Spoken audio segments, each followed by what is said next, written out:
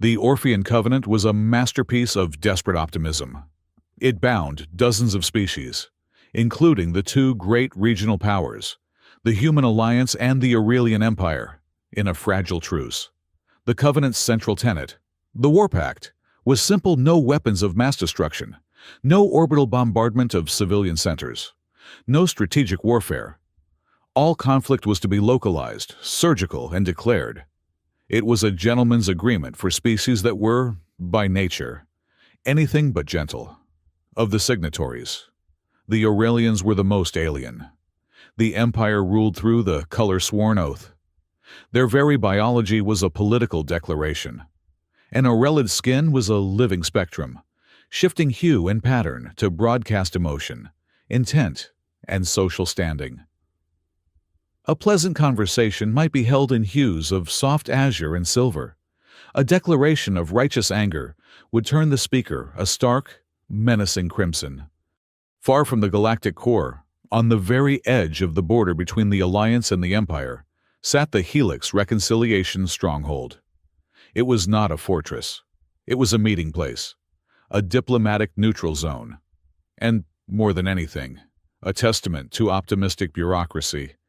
And it was always breaking down. Which is where Arden Hale came in. Arden was, officially, senior maintenance engineer, subaltern third class. He was the man who kept the lights on, the air breathable, and the plumbing flowing. He was a quiet, unassuming man in gray overalls, his face perpetually smudged with industrial lubricant. He preferred the company of machines. Machines were honest. When a plasma conduit failed, it failed. It didn't lie about its intentions. It didn't mask its energy signature. And it didn't betray you. He was welding a secondary coolant pipe when the proximity alarms chimed. It wasn't the shrill cry of attack, but the insistent, polite chime of a high-priority diplomatic arrival. Arden sighed, flipping his visor up. He wiped sweat from his brow. Computer, query arrival. 1 Aurelian ceremonial barge, designation Imperial Sun. No flight plan filed, no diplomatic envoy request. ETA, 4 minutes. The station's flat voice replied. Arden's blood went cold. No flight plan. That was more than a breach of protocol. It was an impossibility. Aurelid ceremony was predictable to the microsecond. For them to arrive unannounced was the political equivalent of kicking down the front door. He patched into the station chief's comm. Director, this is Hale. Are you seeing this? Director Evans' voice was already strained, pitched high with panic. I see it, Hale. They're not responding to hails. Get to the main landing bay. Now, we need a full technical greeting team. Make it look like we were expecting them. Expecting them, Arden muttered, grabbing a cleaner rag. They've just violated 3 articles of the Covenant's First Contact Protocol. We should be raising shields, not rolling out the carpet. Just get here. Hale. Arden moved through the service corridors, his boots echoing on the great metal. He hated this.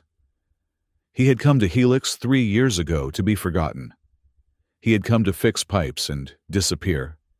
He had not come here to greet Imperial barges. He had once been something else, something more, back then.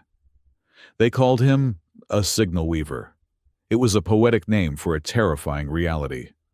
Arden Hale was an anchor, one of the vanishingly few humans with the innate, terrifying ability to synchronize with and manipulate the Ascalon lattice.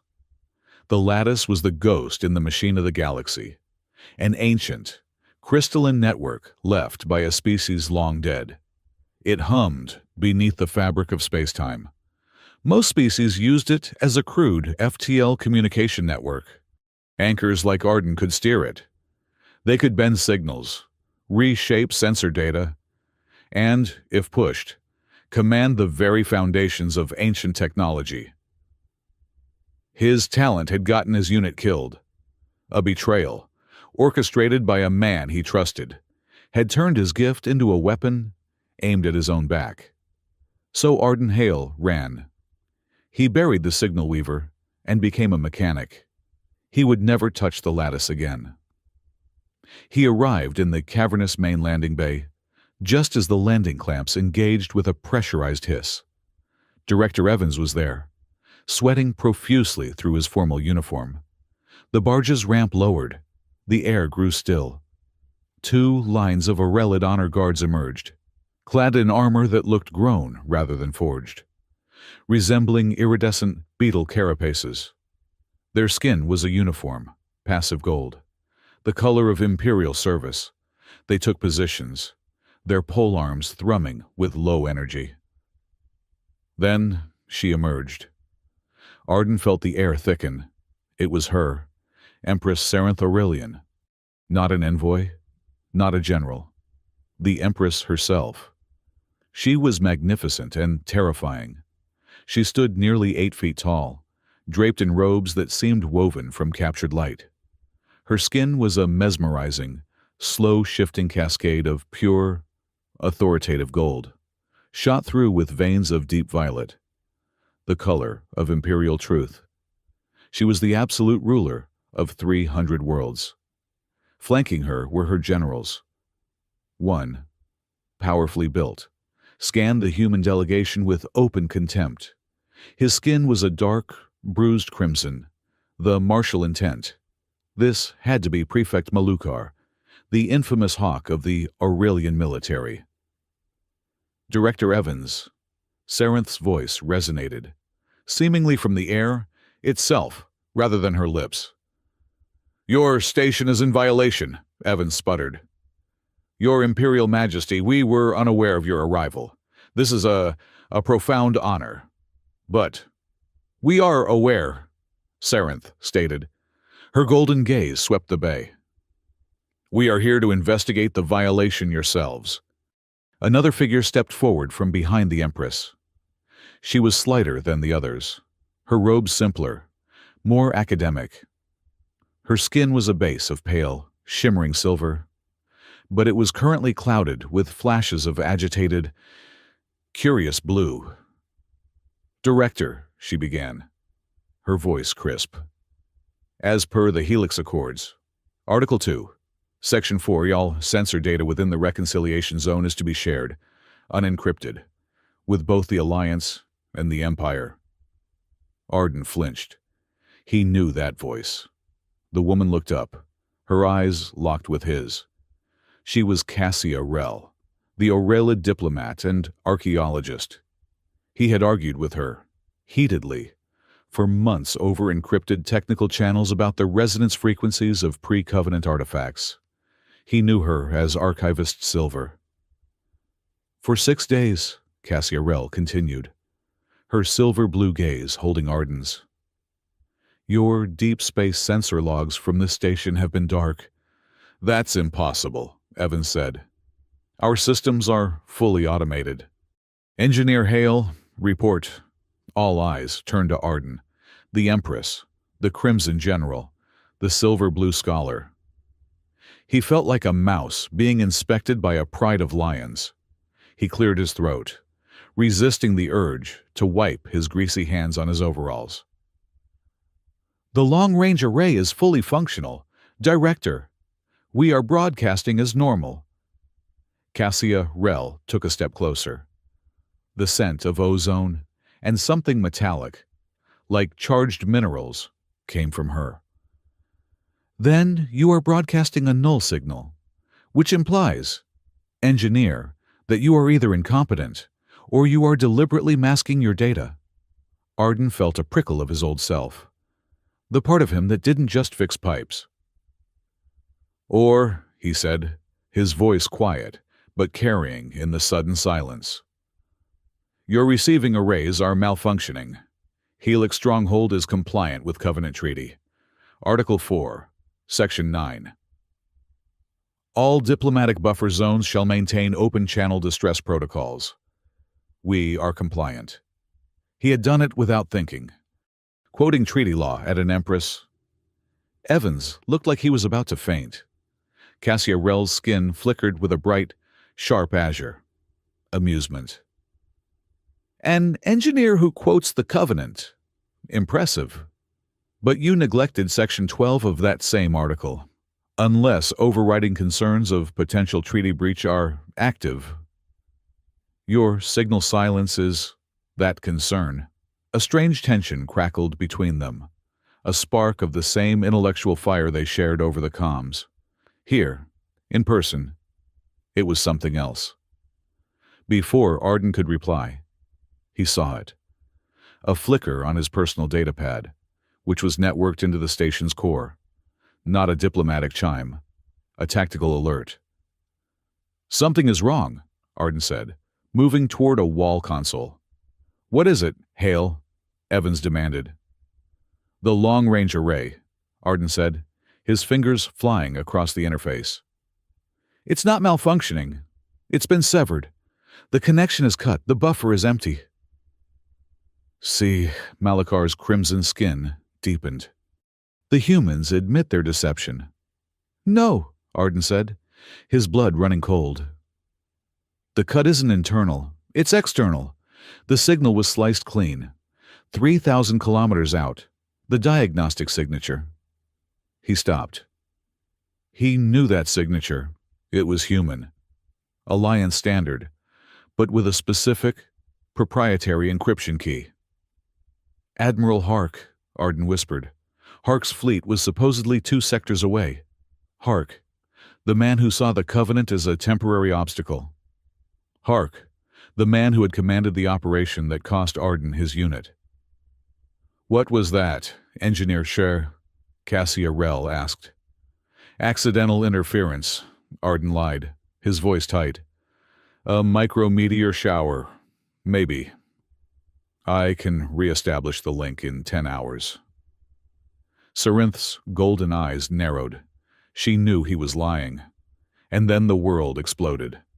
A blast of concussive force threw Arden from the console. The entire station screamed as it was rocked by a massive impact. Red emergency lights bathed the bay in blood. "We are under attack," Evans shrieked, diving behind a cargo container. "Report!" Malakar bellowed, his skin flashing a brilliant, terrifying scarlet as he and the honor guard formed a defensive circle around Sarinth. Arden clawed his way back to the console, his ears ringing. External hull breach, Sector 4. It was a capital ship cannon, a plasma torpedo. "Humans," Malakar roared. "This is an ambush, an assassination attempt." "No," Arden yelled, frantically pulling up the attack telemetry. "The weapon signature." He analyzed it. "The energy signature, it's Aurelian, standard Imperial Navy frequency." He looked up. The Aurelid delegation was frozen. Malakar's crimson rage faltered, replaced by a confused, mottled purple. "That," Cassiarel said, her voice trembling, her skin a pale, frightened gray, "is impossible." Sarinth herself looked shaken. Her imperial gold was clouded with a dark, angry orange. "You accuse my empire of firing on a neutral station while I am aboard it." "The data doesn't lie," Arden said, though his mind was racing. Hark cuts the signal, and moments later, an Aurelian ship fires on Helix. It was too perfect. He dug deeper. His fingers flew, bypassing the surface-level reports, diving into the raw signal data, back to the part of his brain he kept locked away, the signal weaver part. He didn't need to touch the lattice, not really. He just needed to listen to the echoes. The weapon signature was Aurelian, yes, but it was too clean. A perfect textbook recording. And beneath it, fainter than a whisper, almost undetectable, there it was. A phantom signal. A digital ghost used to mask the true origin of a transmission. An echo mask. Arden felt the blood drain from his face. He knew this mask. He knew the specific, elegant algorithm. He had seen it only once before, in the debris logs of the operation at Cygnus 3. The operation where his team had been accidentally targeted by unknown forces, forces that used an echo mask to forge a distress call that led them into a trap. Admiral Hark had just fired on Helix Stronghold and disguised it as an Aurelian attack. He was trying to start a war, using the Empress herself as the catalyst. "What is it?" Engineer Sarenth's voice cut through his shock. She had seen the change in his expression. "The signature is forged," Arden said, his voice flat. Malachar scoffed. "A convenient excuse. Your human treachery is revealed." "It is forged," Arden repeated, standing up. "I can prove it, but it's masked. It will take time to unpeel the layers." Empress Sarenth stared at him, her golden gaze seeming to pierce his skull. The station shuddered again from secondary explosions. "We do not have time," she declared. Her voice cut through the chaos, silencing the alarms by sheer force of will. She stepped away from her guards, her skin clearing to a cold, resolute gold. "The Orphean Covenant has been broken," she announced. "An act of war has been committed. The evidence, as it stands, points to my empire. This, we deny. This, we will disprove."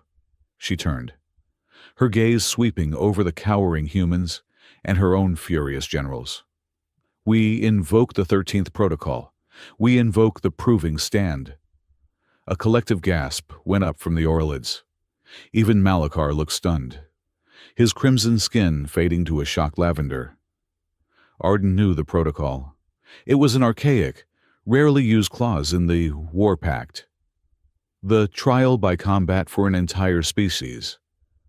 If a major power was accused of a treaty-breaking act of war, they had the right to prove their innocence by defending the very site of the crime. "The Proving Stand," Sarenth continued, "requires the accused to defend the location, Helix Stronghold, against a formal, televised assault by their own forces. To prove that their intentions are not hostile, and that they will bleed to protect the Covenant's neutrality."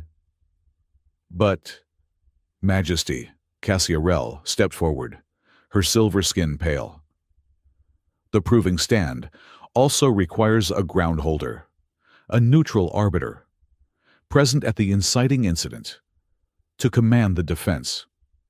There is no one." Her voice trailed off as Sarenth's gaze settled, once again, on Arden Hale. Arden froze. "No. You are a neutral engineer of the Human Alliance," Sarenth stated. "You were present. You are the only one who has declared the evidence forged. You will be groundholder." "That's insane," Arden said, taking a step back. "I'm a mechanic. I fix coolant pipes. I am not a soldier. I cannot command a defense."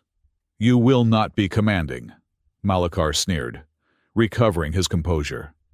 His skin shifted to a condescending, sickly yellow-green.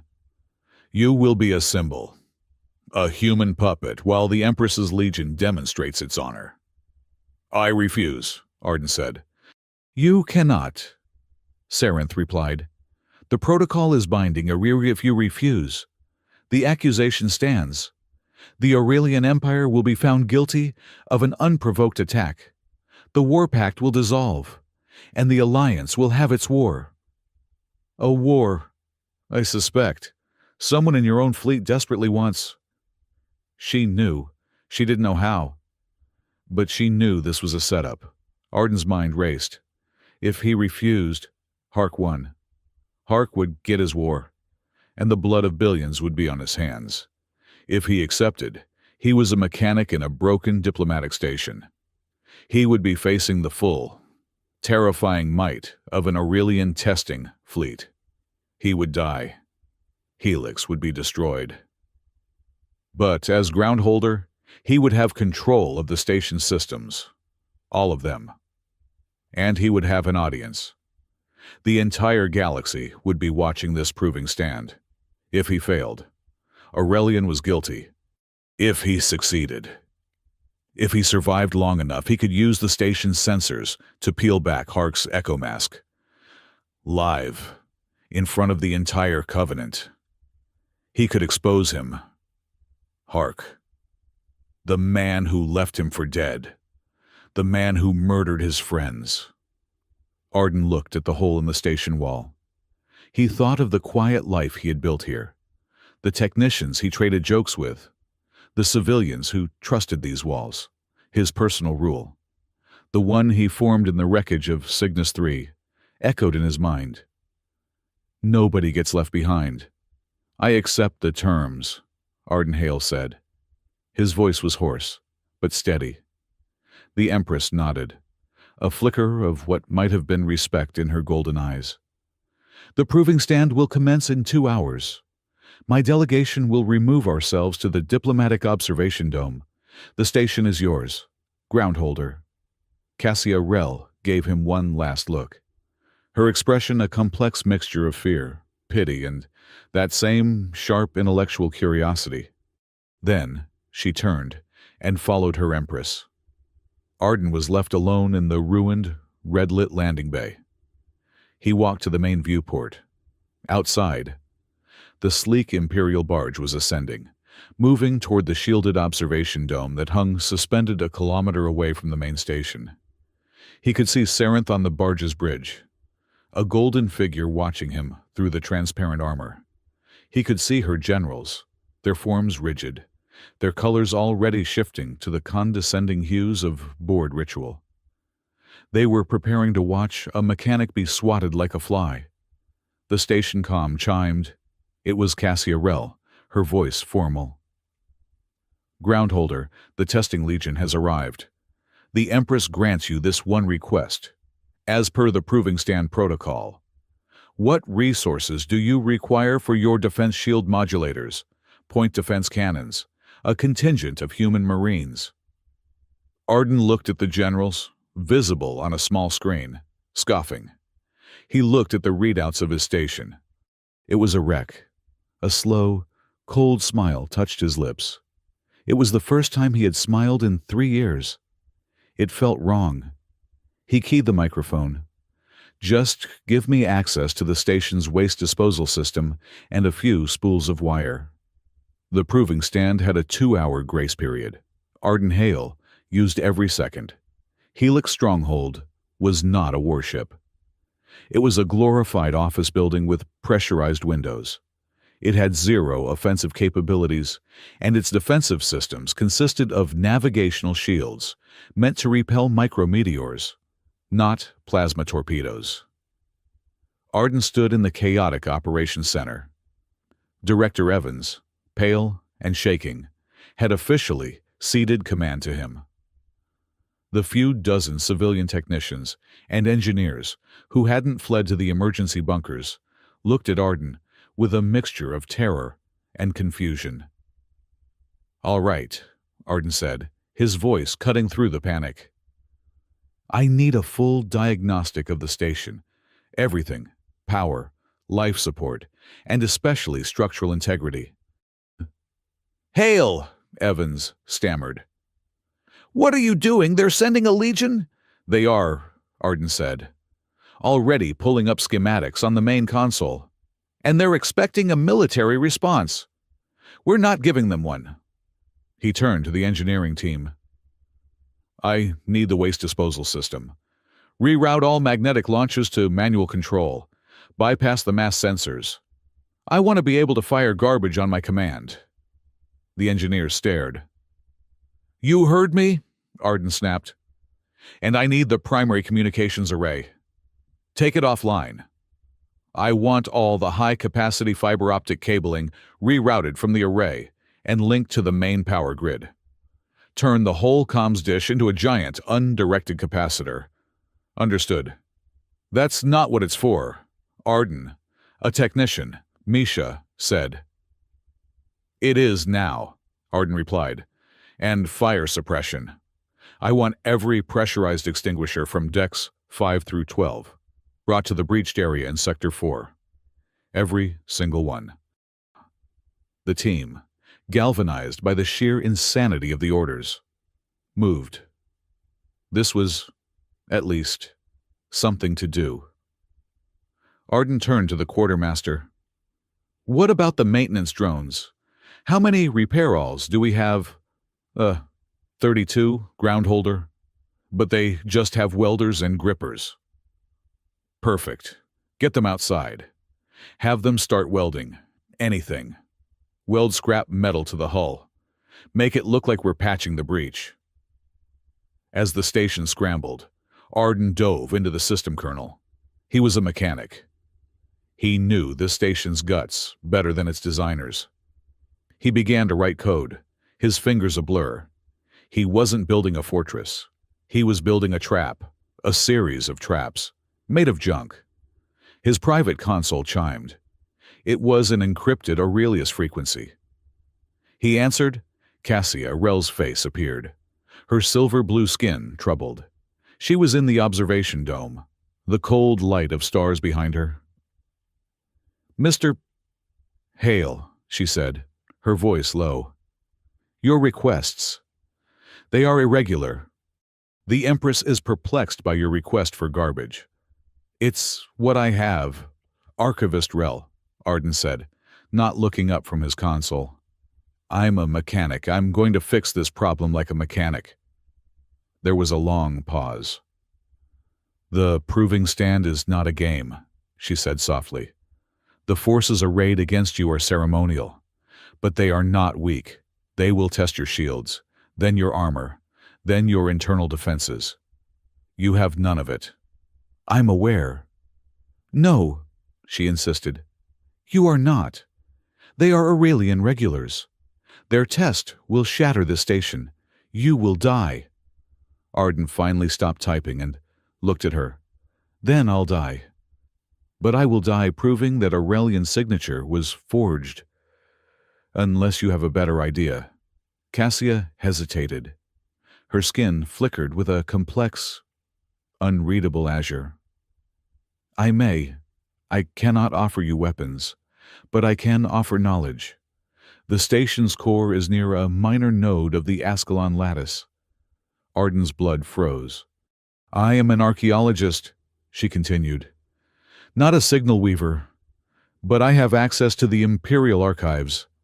I can grant you temporary, low-level access to the Crystal Library. It will not allow you to control anything, but it will allow you to read the wind, as my ancestors said. You will see the battlefield with greater clarity than your damaged sensors can provide. She was offering him a lifeline, and she had no idea it was also the one thing he feared most. Why? Arden asked, his voice suspicious. Because my Empress values truth, Cassia said, a little too quickly. And because I do not believe in no-win scenarios. And, she added, her skin flashing a brief, bright silver. I am curious to see what an engineer who quotes treaty law does next.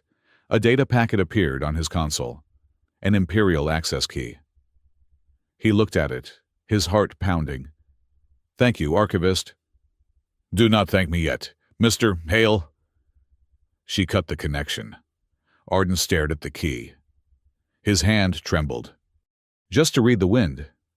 He could do that. He wouldn't touch it. He wouldn't weave. He activated the key. His mind screamed as the lattice flooded his senses. It was like being deaf his whole life and suddenly hearing an opera. He saw the space around Helix, not as a black void, but as a tapestry of energy. He saw the approaching Aurelian fleet, their energy signatures bright and clean. He saw the observation dome, a quiet bubble of life. And he felt it, the deep, terrifying thrum of the lattice itself. The command protocols, the oath bell, sleeping deep within the network. The part of the lattice that could compel obedience on a genetic level. He recoiled, slamming his mental shield shut. He forced himself to stay on the surface, just using the lattice as a high-fidelity sensor array. Rid the wind. Don't become the storm. He stabilized, breathing hard. He could see. Oh, yes, he could see everything. 200,000 kilometers away, on the bridge of the Alliance destroyer Vindicator. Admiral Hark watched his own tactical display. "Sir," his exec said, "the Aurelians are moving into position. They're broadcasting the proving stand Covenant-wide." "As expected," Hark said, sipping a cup of coffee. He was a man who believed in pragmatism. The Alliance was weak, decadent. The Covenant was a leash. He intended to break it. "The Empress is arrogant. She'll try to turn this into a display of honor. It gives us the perfect cover." "And the aid package, sir." "The cutter Swift Mercy is prepped," Hark said. "Loaded with medical supplies and sensor probes. Ready to launch on my signal. As soon as the test begins and the station takes damage, we will move in to protect our citizens." A noble gesture, his exec smiled. "The probes will reinforce the false Aurelian signature. By the time anyone gets a clear reading, the evidence will be 100% conclusive." "Exactly," Hark said. "Either the mechanic dies and the Aurelians are blamed, or he miraculously survives and our aid mission seals their guilt anyway." The war begins today. In the observation dome, Prefect Malachar watched the same feed. His skin was a deep, impatient crimson. He detested this ritual. Sarenth's obsession with honor was a weakness. War was not about honor. It was about will. His private console, shielded from the Empress, chimed with a barely detectable, encrypted human signal. A simple message, Phase 1 complete. "Awaiting your signal for Phase 2, Malachar replied. "The Empress insists on this farce. You may proceed as planned once the station is engaged. Her failure to protect the groundholder will be the final proof of her incompetence." He closed the channel. He and Hark understood each other. They were both predators, impatient with the sheep they were forced to lead. The Aurelian Testing Legion, 12 frigates and a heavy cruiser, emerged from FTL in perfect, terrifying formation. They were beautiful ships, sculpted like blades, their hulls gleaming with the passive gold of imperial duty. "Groundholder." The voice of the Aurelian fleet commander boomed over the open channel. "The proving stand commences. By the honor of the Empress, we will test your defenses. Yield, and your life will be spared." Arden, standing in his jury-rigged command center, keyed the mic. "I don't plan on yielding, Commander. Send your worst." He heard a scoff on the other end. "So be it." The Aurelian frigates moved. They fired. A volley of low-yield plasma bolts, designed to disable shields, lanced toward Helix. "They're targeting our non-existent shield generator," Misha, his ad hoc tactical officer, announced. "I see it," Arden said. He was reading the wind from the lattice. He could see the targeting solutions before they were even locked. "They're precise. They're only hitting the shield emitter. They're following their ritual." He smiled. "Good." The first volley struck the station, shaking the hull violently. Hull integrity at 89%. "Now," Arden yelled. "Vent the primary waste chute, all of it." On the screen, a massive cloud of debris erupted from the side of Helix. Scrap metal, empty cargo containers, discarded machinery, and literal frozen sewage burst into the void, right into the path of the second volley. The Aurelian point defense cannons, programmed to intercept any incoming mass, went insane. A beautiful, deadly web of laser fire lit up the space between the fleets, shredding Arden's garbage. In the observation dome, the assembled Aurelian generals, who had been in uniform, bored gold, flickered. A model of confused purple and embarrassed crimson spread across their faces. "He is baiting our cannons," one of them stammered. Sarenth watched, unblinking. "Commander," Arden's voice broadcast, laced with false politeness. "My apologies. Our sanitation system Seems to have malfunctioned under fire. Please, continue. The Aurelian commander, his skin a shade of deep, angry red, gave the order. Launch fighters, sweep the trash. Target the hull breach, ceremonial breaker pattern. A squadron of sleek Aurelid fighters detached from the cruiser. They moved with a fluid grace that was almost hypnotic.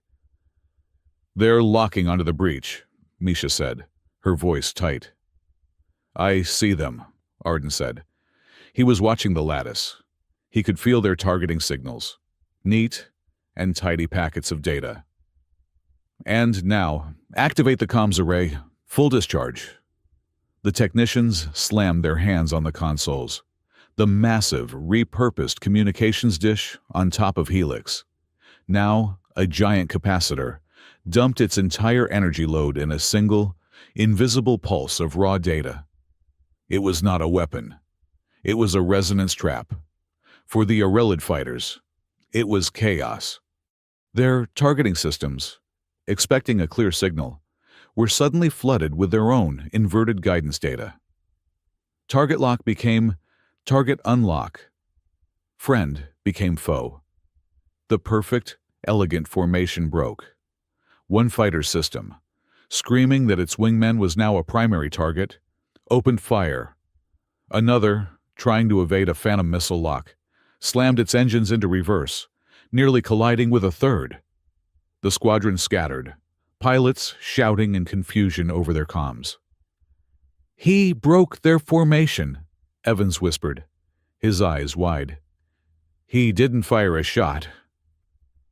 Aurelid doctrine is a symphony, Arden muttered, his eyes glued to the feed. I just gave them noise rock. The generals in the dome were now a uniform, furious scarlet. This human mechanic was making a mockery of their legion. Majesty, Malachar roared, stepping forward. This is an insult. The human is not fighting. He is playing tricks. He sullies our honor. Request permission to escalate to live fire. End this farce. Sarenth remained silent, her golden gaze fixed on the tactical plot. And then Admiral Hark made his move. Alliance Command. Hark's voice suddenly crackled over the emergency frequency. This is Admiral Hark of the Vindicator. We are detecting a full-scale Aurelian assault on the neutral Helix stronghold. They are holding our citizens hostage. We are moving to provide humanitarian aid and protection. On Arden's sensor feed, a small, fast Alliance cutter, the Swift Mercy, broke from behind a nearby moon. It was broadcasting a civilian aid signal. We're saved, Evans cried out in relief. No, we're not, Arden said, his blood turning to ice. The Swift Mercy sped toward the station, its insignia bright. It ignored the Aurelian fleet, which paused, confused by this new arrival.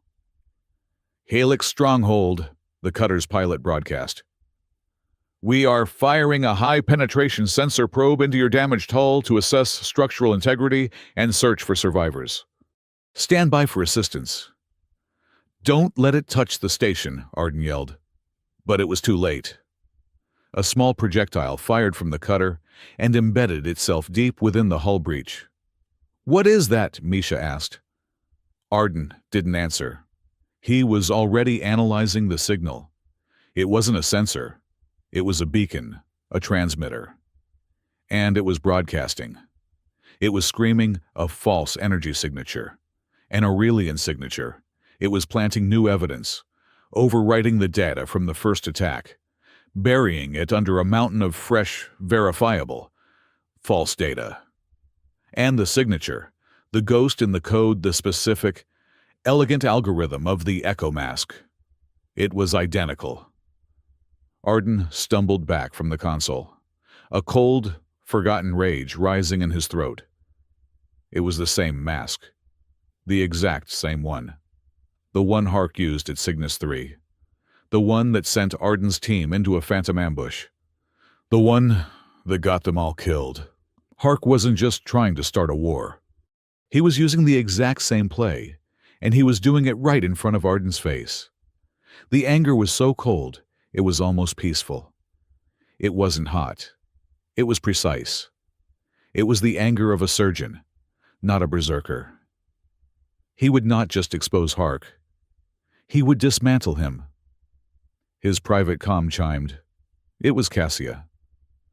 "Mr. Hale," she said, her voice tense.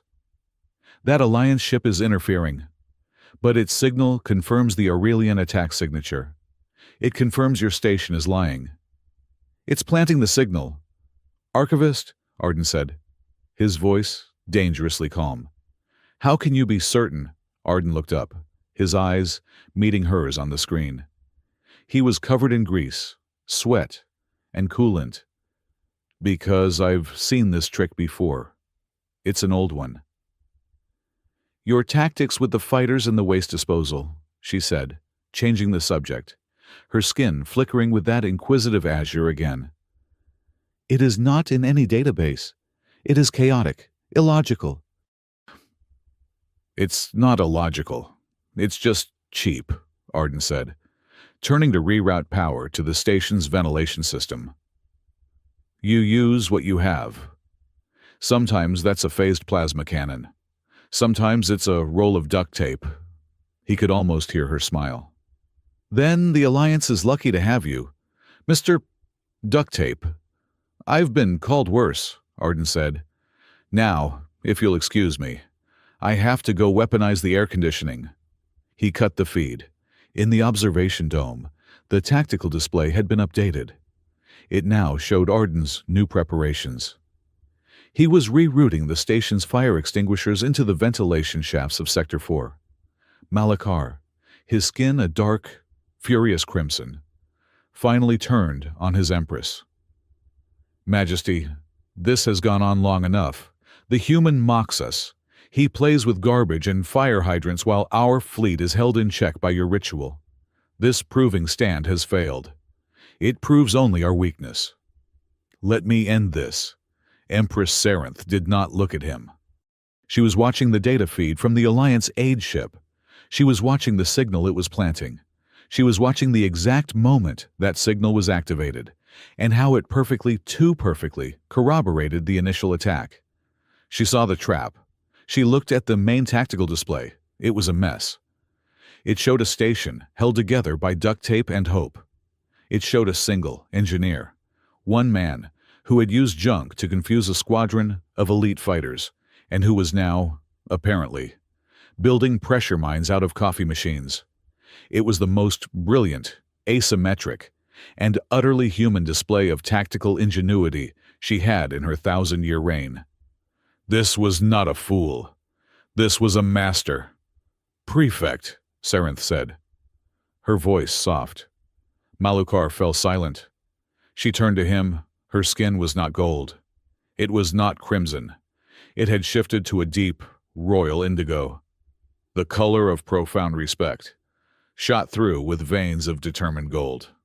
"This is no longer a mere proving stand for our honor," she declared.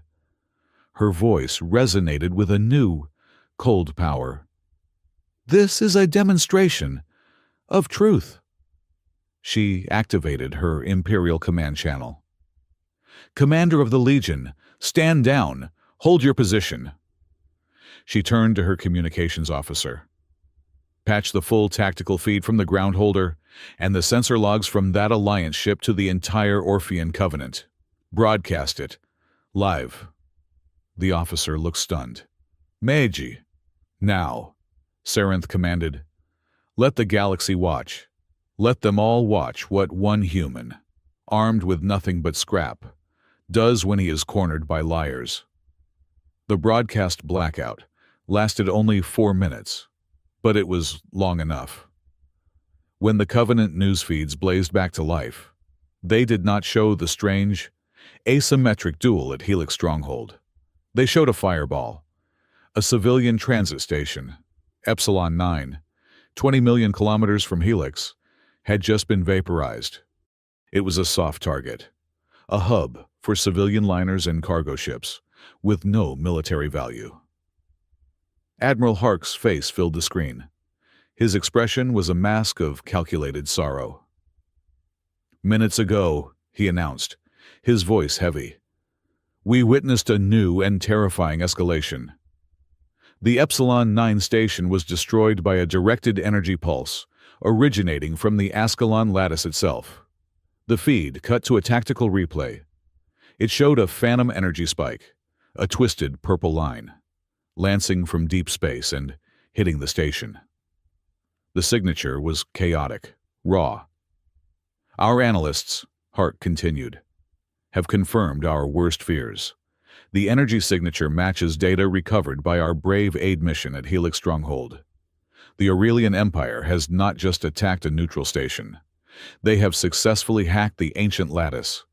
They have turned a tool of communication into a weapon of mass destruction. The Covenant is in peril." Arden watched, his blood running cold. Hark had just escalated from a border skirmish to a galactic crisis. He had faked a lattice attack. It was brilliant. It was monstrous. No one could disprove a hack of a system no one understood. His private comm chimed. It was Cassia. Her silver-blue skin was pale, almost gray. "He is lying," she whispered, her voice shaking with fury. "The lattice cannot be fired like a cannon. It is not a weapon. It is a tapestry. To do what he claims would be like using a harp to smash a mountain." "He doesn't need it to be true," Arden said, his eyes scanning the new tactical data. "He just needs people to be afraid, and he's right." "He has trapped us all," Cassia said. "If my Empress denies it, we look guilty. If we accept the accusation, we are pariahs. He has checked the truth." "Not yet." Arden looked at the icon for the lattice node on his console. "Archivist, that map you sent, it's more than a sensor schematic."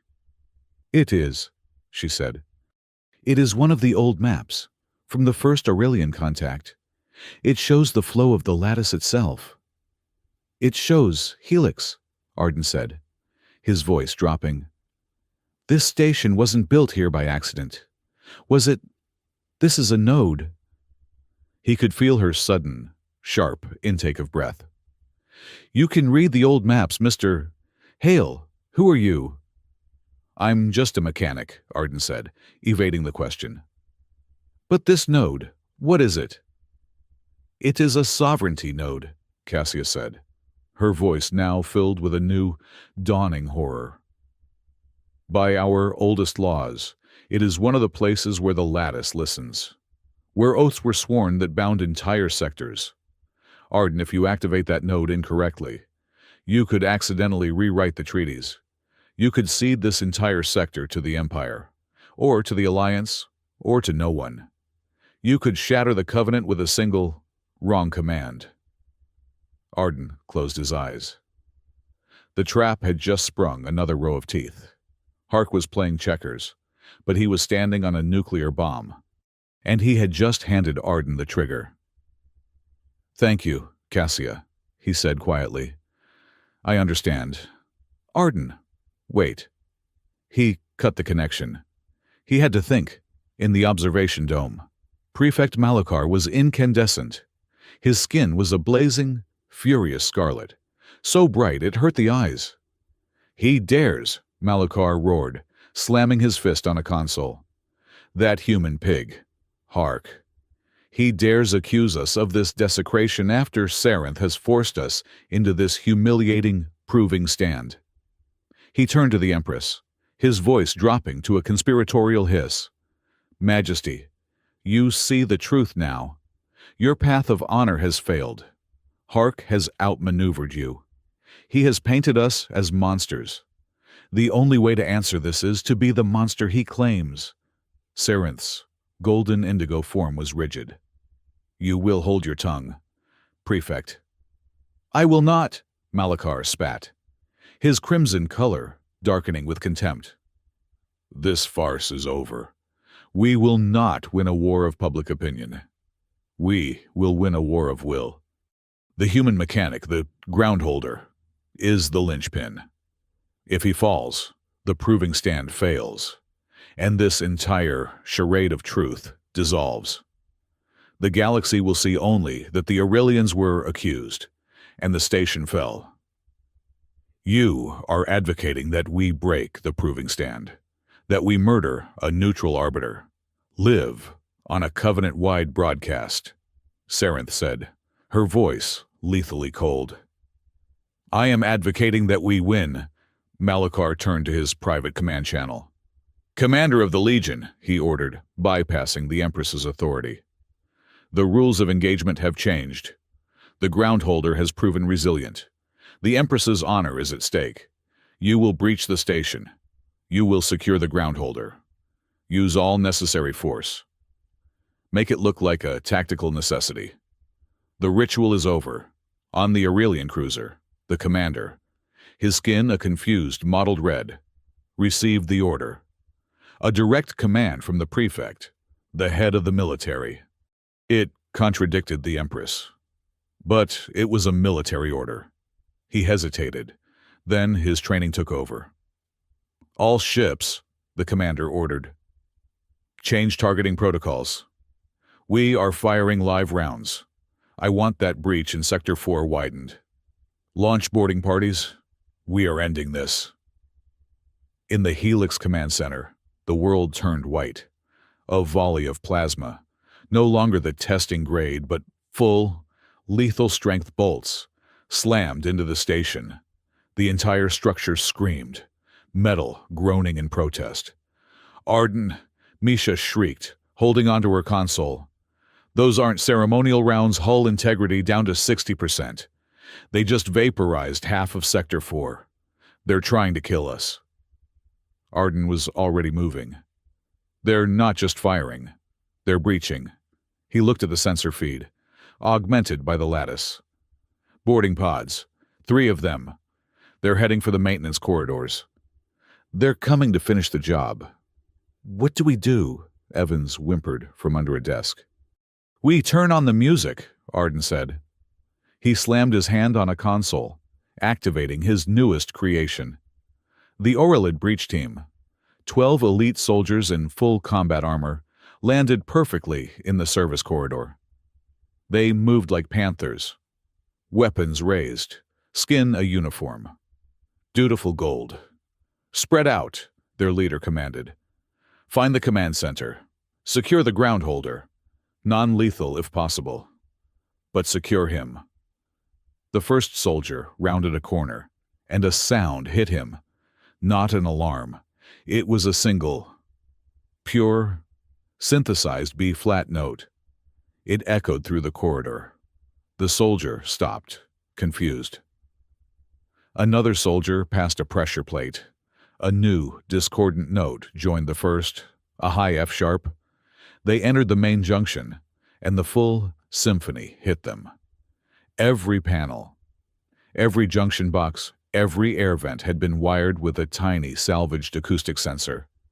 Their movements, their footsteps, even the hum of their armor, was triggering a cascade of bizarre, non-patterned musical notes. It was a cacophony. What is this sorcery? One soldier whispered. Is it mechanical art? Another offered, looking around wildly. It is a distraction, the leader roared. Ignore it. Move. But they couldn't. The sound was disorienting, breaking their tactical cohesion. It was impossible to hear commands, impossible to sense an ambush. Sir, one said, my audio sensors are overloaded with what sounds like a dying synthesizer. It's just sound, the leader yelled, moving forward. He stepped on a specific panel, triggering a deep, resounding bass note. The note was the trigger. From the ceiling, a dozen fire suppression nozzles vented, not fire retardant. Arden had rerouted the plumbing. A high-pressure blast of recycled, semi-frozen cleaning solvent slammed into the squad, pinning them against the bulkhead in a cloud of freezing, foul-smelling mist. In the observation dome, the generals watched this display. Their colors were a sick, baffled shade of yellow-green. Their elite Marines, the pride of the Empire, were being systematically humiliated by a plumbing malfunction set to music. It was warfare without dignity. It was utterly, infuriatingly human. Arden watched the Marines flounder, then quickly turned his attention back to the core problem. Hark! He needed the source of that echo mask. He had to trace it. He opened his connection to the lattice, just a little deeper than before. He pushed past the reading the wind layer and listened. He reached for the phantom signal from Hark's ship, the Vindicator. The lattice was not just data, it was a memory, and his mind, reaching out, brushed against another memory, one that was tangled up with Hark's signal. The static hit his ears. He was back on the bridge of the Indomitable, his team's faces, smiling, confident. The signal is confirmed. Arden, a distress call, Cygnus 3. They're trapped. He remembered weaving the signal, confirming it. It felt clean. Then the trap, the minefield. The flashes of light, the screams on the comms. His friends dying. And then Hark's ship, the Vindicator, emerged from FTL. We got here as fast as we could. Hale, a terrible tragedy. We're picking up your escape pod. You're the only survivor, Arden gasped, pulling his mind back. His hand was shaking. The signal. The echo mask that had faked the distress call at Cygnus 3. It was not identical to Hark's current mask. It was Hark's mask. The same one? He hadn't just copied his old playbook. He had used the exact same piece of code. Arrogant. So arrogant. He was using the same digital murder weapon he had used 3 years ago.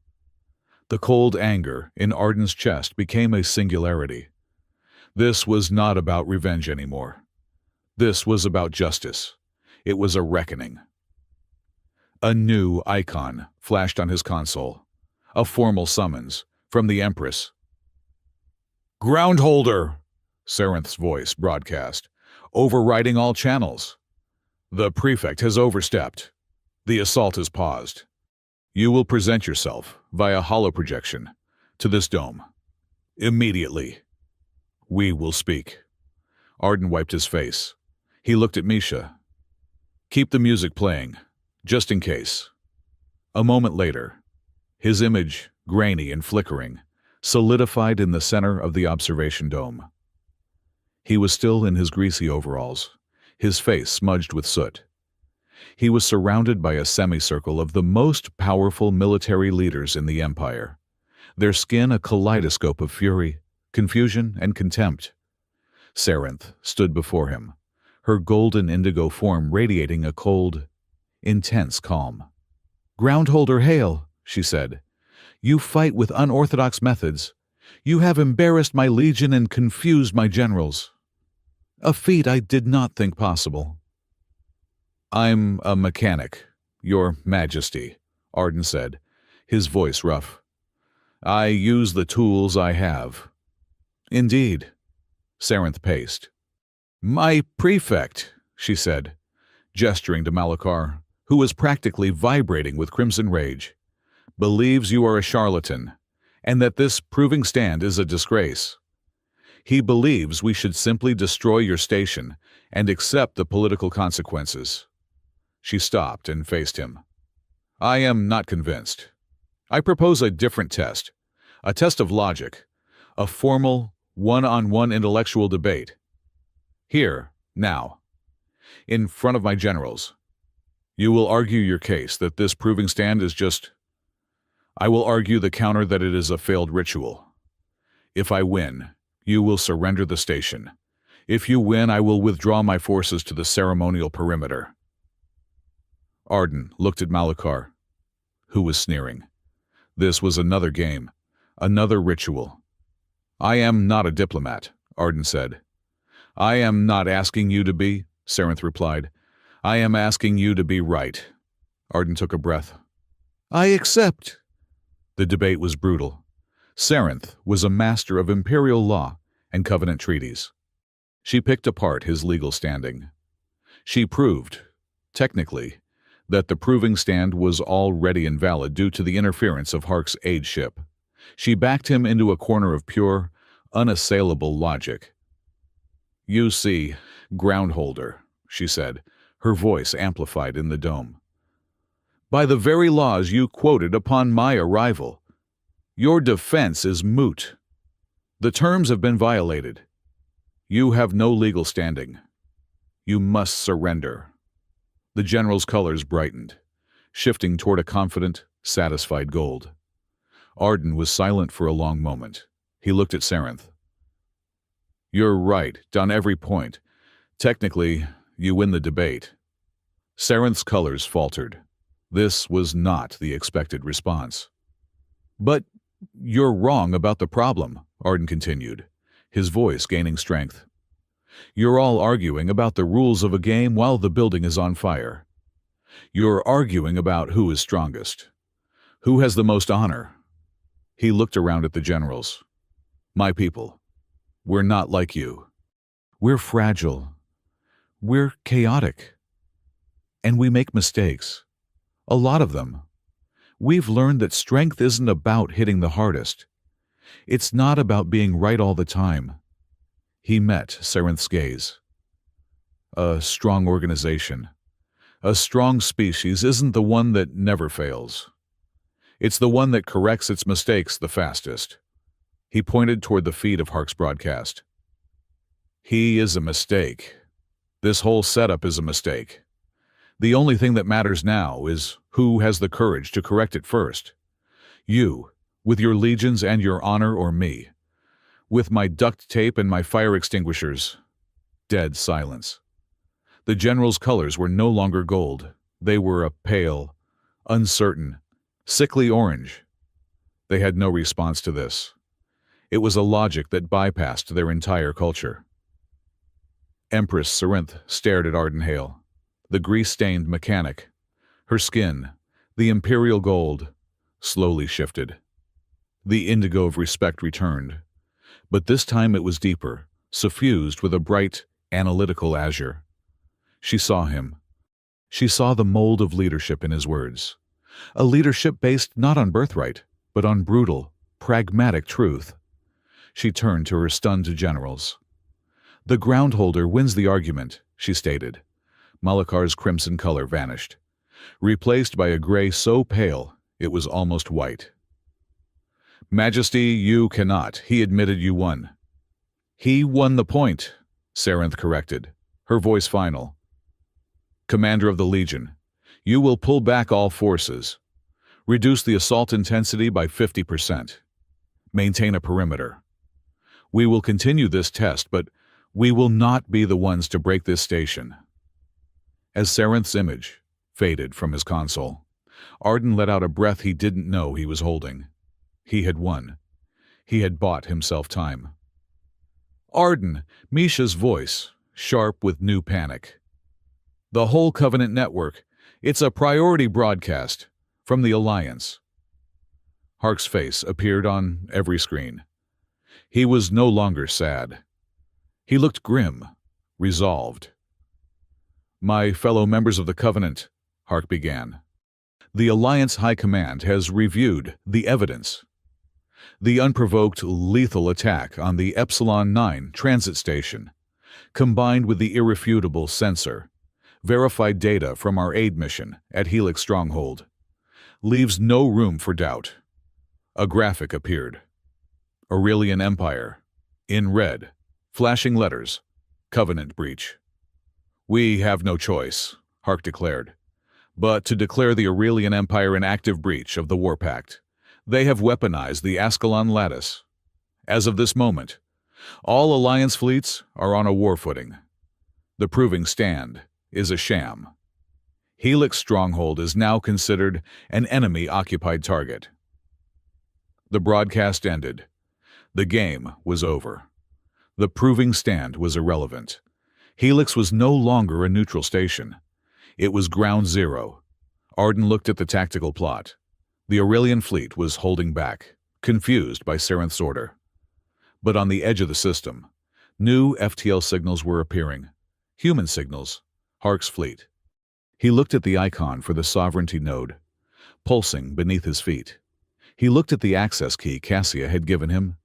He looked at the phantom signal of Hark's echo mask, the digital ghost of his murdered friends. He was out of time. He was out of tricks. He sat down at the console, his movements calm, precise. He placed his hands on the interface and opened the full command protocols for the Ascalon lattice. "Misha," he said, his voice quiet. "Get ready to broadcast on all channels, and I mean all of them. No more hiding. No more half measures." The threshold had been crossed. Hark's declaration of war echoed in the sudden, terrible silence of the Helix Operations Center. The galaxy-wide feed was cut to static, replaced by the station's internal damage reports. "Arden," Misha whispered, her face ashen. "What does that mean, enemy-occupied target?" "It means the game is over," Arden said, his voice quiet. He turned to the main tactical plot. "It means he's coming to finish the job." As if summoned by his words, the space around them erupted. "Sir," Misha yelled, her voice cracking. "The Aurelian fleet. Their weapons are powering up again. Full-scale signatures, not ceremonial. And oh, God's new FTL contacts, alliance ships, dozens of them. They're burning in-system ETA, 9 minutes." Arden looked at the plot. The Aurelian fleet, which had been holding back on Sarenth's order, was now a swarm of red icons. Malakar. The prefect had to be overriding his Empress. "He's not waiting," Arden said, his hands moving over the console. "Malakar is breaking the proving stand, and Hark is coming to vaporize the evidence. It's a three-pronged assault." "We can't fight them both," Evans shrieked from his corner. "We won't." Arden's gaze was fixed on the lattice interface. No more hiding. "Misha, lock onto the Aurelian heavy cruiser. Give me its primary cannon telemetry." "Locked, but," Arden, "it's firing full-yield plasma. Impact in 12 seconds." The sky outside the viewport lit up, a terrible canvas of streaming ion trails. The threshold night had begun. The heavens were on fire. Arden ignored the oncoming volley. He closed his eyes and sank into the lattice. He did not push. He did not command. He listened. He felt the thrum of the cruiser's targeting system. A clean, precise signal humming through the network. He had its solution. He didn't try to stop it. He didn't have that kind of power. He just nudged. With the focused concentration of a surgeon, Arden wove a false gravity echo into the cruiser's telemetry. It was a phantom signal, a whisper, suggesting the cannon's trajectory was off by 0.002 degrees. It was enough. On the bridge of the Aurelian cruiser, the ship's AI, bound by millennia of safety protocols, screamed a warning. Firing solution compromised. Gravitational anomaly. Emergency safety lock engaged. The commander, his skin a furious crimson, slammed his fist on his console. "Why are my heavy cannons offline?" "Sir, safety protocols," the weapons officer yelled back. "The ship's sensors are reading a subspace distortion.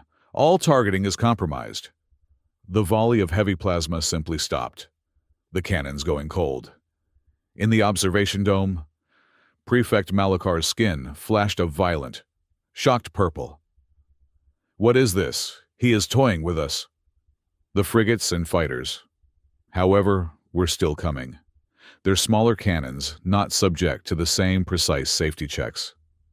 The station shuddered under a relentless barrage of impacts. "That was impossible," Misha breathed. "It just bought us a minute," Arden said, his face beaded with sweat. The mental strain was immense. "Now, the main event. Put me on broadcast. Every channel. Covenant-wide, override Hark's blackout. Use the emergency protocols." "Arden, they'll trace us." "Good," Arden said. "Let them see." He plunged back into the lattice, deeper this time. He felt the cold, malignant signal of Hark's echo mask, pulsing from the Swift Mercy's probe, still embedded in their hull. It was a thick, complex knot of forged data, but he also felt its source, faint, arrogant. Across millions of kilometers of space, Admiral Hark's flagship, the Vindicator. Arden became the anchor. He grabbed both signals. He did not try to decode them. He did not try to analyze them. He simply amplified them. He inverted the mask, using the lattice as a giant, galactic tuning fork, forcing the forged signal and the true signal to resonate against each other. He created the Echo Veil across the entire Orphean Covenant, on every screen, every military console, every civilian feed that had been watching the proving stand. The image changed. First, the Aurelian attack signature appeared, the one Hark had planted. It was bloody, chaotic, and damning. Then, a second signature, a phantom, appeared beneath it, the true signal.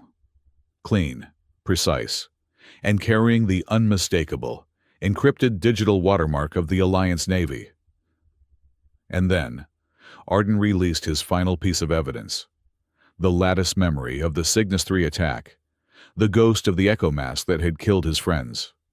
The two Alliance signatures, the one killing him now, and the one that had destroyed his life 3 years ago, flashed on the screen, side by side. They were identical. The lie was not just broken, it was vivisected, live, for billions to see. In the observation dome, the assembled Aurelid generals recoiled as one. Their colors, which had been shades of crimson fury and golden arrogance, vanished, replaced by a pale, horrified, sickly white. They had just witnessed the truth. They had been duped. They were the pawns in a human civil war. Empress Sarenth rose from her throne, her entire form blazing a righteous, terrible golden indigo. "Prefect Malukar," she thundered, her voice shaking the very windows.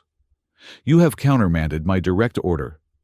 You have fired, with lethal intent, upon the Covenant's groundholder.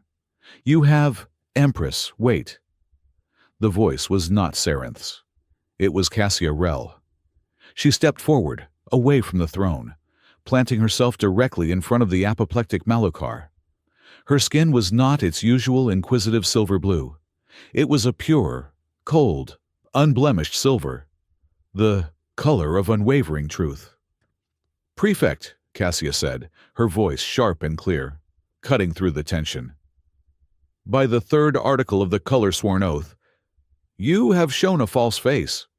You have demonstrated crimson intent while claiming golden duty." Malukar, his skin a mottled, furious red, sneered. "You dare, half-blood archivist, I act to save this empire from humiliation. You act to start a war my Empress seeks to stop." Cassia retorted, her voice like ice. "You are a dissonance, a lie in the color spectrum. Your actions have brought dishonor to the Imperial will." She raised her personal data slate. "I hereby activate the right of Imperial record. All sensor logs from this observation dome, including your unauthorized commands, are now sealed and transmitted to the Covenant Tribunal as evidence for your purification." The generals gasped. She had, in one move, accused the head of the military of high treason and invoked a right that bound the Empress herself to investigate. Sarenth, seeing her opening, seeing the tide of truth turn, acted. "All Aurelian forces," she commanded, her voice booming over the fleet-wide channel. "Stand down. Cease all fire by my Imperial will. Stand down." The fleet outside, seeing the damning evidence on their own screens, obeyed instantly. The barrage against Helix stopped, but Malukar, cornered, his career and life over, only smiled. A cold, reptilian smile. He looked at Cassia. "The purification will have to wait." He tapped a hidden comm on his wrist. a channel completely separate from the military. The civilian target is secondary. The anchor is the primary. The Empress has faltered. Eliminate him. Now. End the broadcast. On Arden's tactical plot, 3 new icons appeared. Tiny, stealth black, and moving with terrifying speed. They hadn't come from the fleet. They had been hiding in the station's sensor shadow. Arden. Misha screamed. New contacts. They're not Aurelian regulars. Their signatures are masked. They just blew through the armor on Deck 12.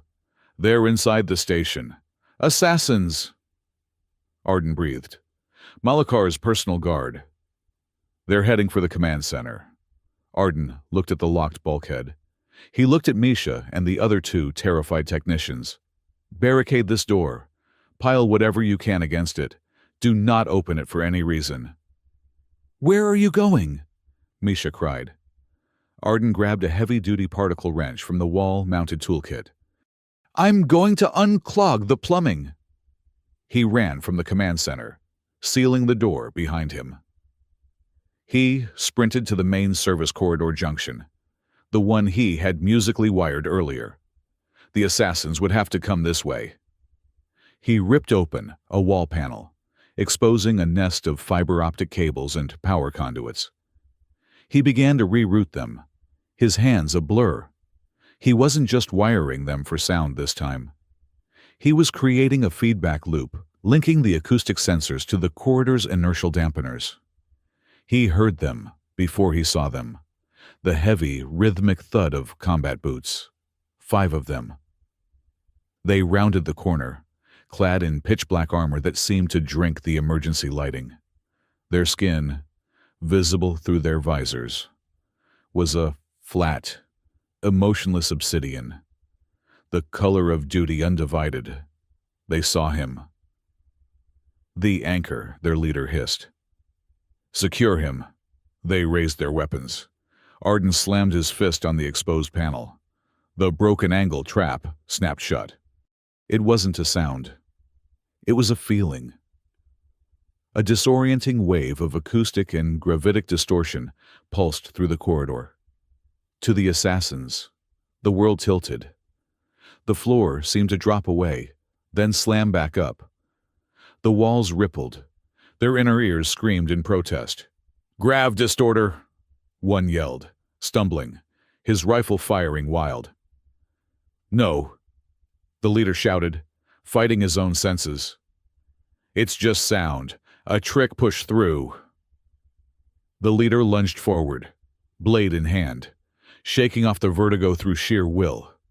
He stumbled, right into Arden's range. Arden swung the particle wrench. It made a solid, heavy thwack as it connected with the side of the assassin's helmet. The warrior's visor cracked.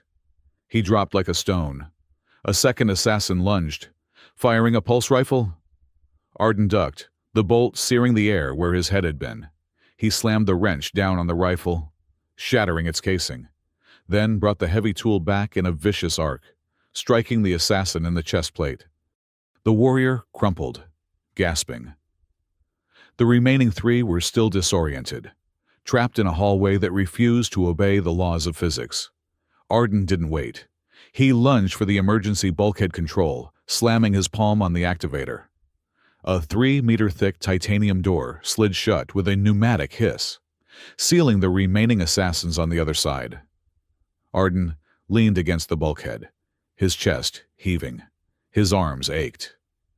He looked at the 2 unconscious elite Imperial assassins at his feet. He keyed his internal comm. Misha. Arden, are you alive? Yeah, he panted. There's a maintenance issue in Corridor C. Sorry for the inconvenience. The construction is a little loud. You might want to file a noise complaint. He was still breathing, a grim smile on his face, when a new alarm, the loudest yet, blared through the station. It wasn't an attack alarm. It was a proximity alarm. Arden! Misha's voice was pure panic. The Vindicator Hark ship he just fired. A single projectile high-yield photon torpedo. On the tactical plot, a single, bright red line was burning across the system. "He's not aiming for the station," Misha cried. "He's aiming at the core. At the lattice node, he's trying to destroy the evidence." ETA 20 seconds. On the bridge of the Vindicator, Admiral Hark watched the torpedo's progress. His screens were flooded with priority. One summonses from Alliance High Command, from the Covenant Tribunal. His career was over. His life was over. "If I am going down," he whispered, his face a mask of stone. "I am taking that cursed station, and its lying anchor with me." Arden ran back into the command center. He looked at the tactical plot, the red line. 20 seconds, 19. He looked at the lattice interface. He knew what he had to do. He opened the private channel to Cassia. Her face appeared, pale and shaken from her confrontation. "Arden, what is happening, Hark?" "He fired," Arden said, his voice fast, desperate, all traces of humor gone. "A photon torpedo. He's trying to destroy the node. I can stop it. I think I can use the lattice to form a shield, to deflect it." "Then do it," she pleaded. "You don't understand," he yelled, his terror finally breaking through. "To do that, I have to go deep, full anchor, and if I do, I'll trigger the oath bell." Cassia's eyes widened in horror. She knew the legends. "It's the core protocol," Arden said, the words tearing out of him. "A failsafe. Any military force in this sector, Aurelian and human, will be forced by the lattice itself to obey the first sovereign command it hears." "Sovereign," she whispered. "Me," Arden yelled, pointing at his own chest. "It will default to me, the groundholder, the one touching the node. I'll have the power to stop this war, but I'll become the weapon. I'll be a braying tyrant. I can't. I won't be him. I won't be Hark." 10 seconds. Cassia looked at his tormented face. The panic, the fear, the utter revulsion at the idea of that much power. Her expression softened. Her fear vanished, replaced by a sudden, fierce clarity. She reached out, her hand pressing against the cold glass of her screen, as if she could bridge the distance between the dome and the station. "Arden Hale," she said, her voice suddenly strong, cutting through his panic. "Power is only dangerous when someone desires it, when they crave it. That is Malakar. That is Hark. That is not you." 5 seconds. "You are just a mechanic," she said, a small, sad smile touching her lips. "You are Mr. Duct Tape. You are the man who uses garbage and broken pipes to save people. You are not a tyrant." "What do I do?" he asked, his voice breaking. "Be what you are," she whispered. "Not a sovereign, not a general. Be an engineer. Fix this. But Arden, set your own limits." 3 seconds. Arden looked at the red line. "Fix this." He nodded, his resolve hardening. He placed his hands back on the lattice console. He closed his eyes. He did not reach for the oath bell. He did not reach for command. He fell into the lattice, plunging past the layers of protocol, down into the screaming, ancient heart of the sovereignty node. He had a torpedo to catch. The photon torpedo had been a death sentence. 20 seconds. Now, it was just 1 second. Arden Hale was not a shield. He was not a god. He was an engineer. He plunged his consciousness into the screaming heart of the sovereignty node, the ancient, crystalline mind of the Ascalon lattice. He felt the torpedo, a searing point of focused hatred, just 1,000 kilometers from the station's hull. He did not build a wall. He opened the door. He found the false gravity echoes he had used to confuse the Aurelian cannons. He gathered them, wove them together not into a whisper, but a shout. He projected a phantom mass, a gravitic lie, directly into the torpedo's path. The torpedo was a smart weapon, its sophisticated human-built brain, sensing an imminent collision with an uncharted asteroid, did exactly what it was designed to do. It detonated. The blast was catastrophic. A miniature sun bloomed in the void, throwing off a shockwave of thermal energy that slammed into Helix Stronghold. The station screamed. Lights exploded. Misha and the other technicians were thrown from their chairs. The entire structure groaned as its shields, already battered, finally collapsed. But the station held. The breach was wider, the fires were spreading, but the core, the node, was intact. The torpedo had failed. Arden, however, had not let go. He was still deep inside, in the cold, silent cathedral of the lattice. He felt it. It was not a sound. It was a pull, a deep, thrumming, hypnotic note that vibrated in his very soul. It was the oath bell. It was the dormant, terrifying power of the sovereignty node, now awake. And it was singing to him, "Command us." The power was absolute. He could feel the minds of the Aurelian fleet. Every soldier, every pilot, their genetic oaths now loose, waiting. He could feel the Alliance fleet, their systems vulnerable. He could stop the war. He could end Hark. He could force Sarenth to her knees. He could become a god. He saw the faces of his team, burning in the wreckage of Cygnus 3. He felt the cold rage, the desire for vengeance. I can make them pay. Then he heard Cassia's voice, a memory from only moments ago. Fix this. Be an engineer. Set your own limits. He was Arden Hale. He was the man with the wrench. He was not a god. He was not a king. He took a deep breath, and with his entire will, he pushed against the siren call of the oath bell. He would not command. He would not conquer. He would clarify. He found the core protocol, not the one for obedience. He found the one for record, and into the heart of the Ascalon lattice, Arden Hale issued a single, quiet command. Not obey, not stop. Reveal.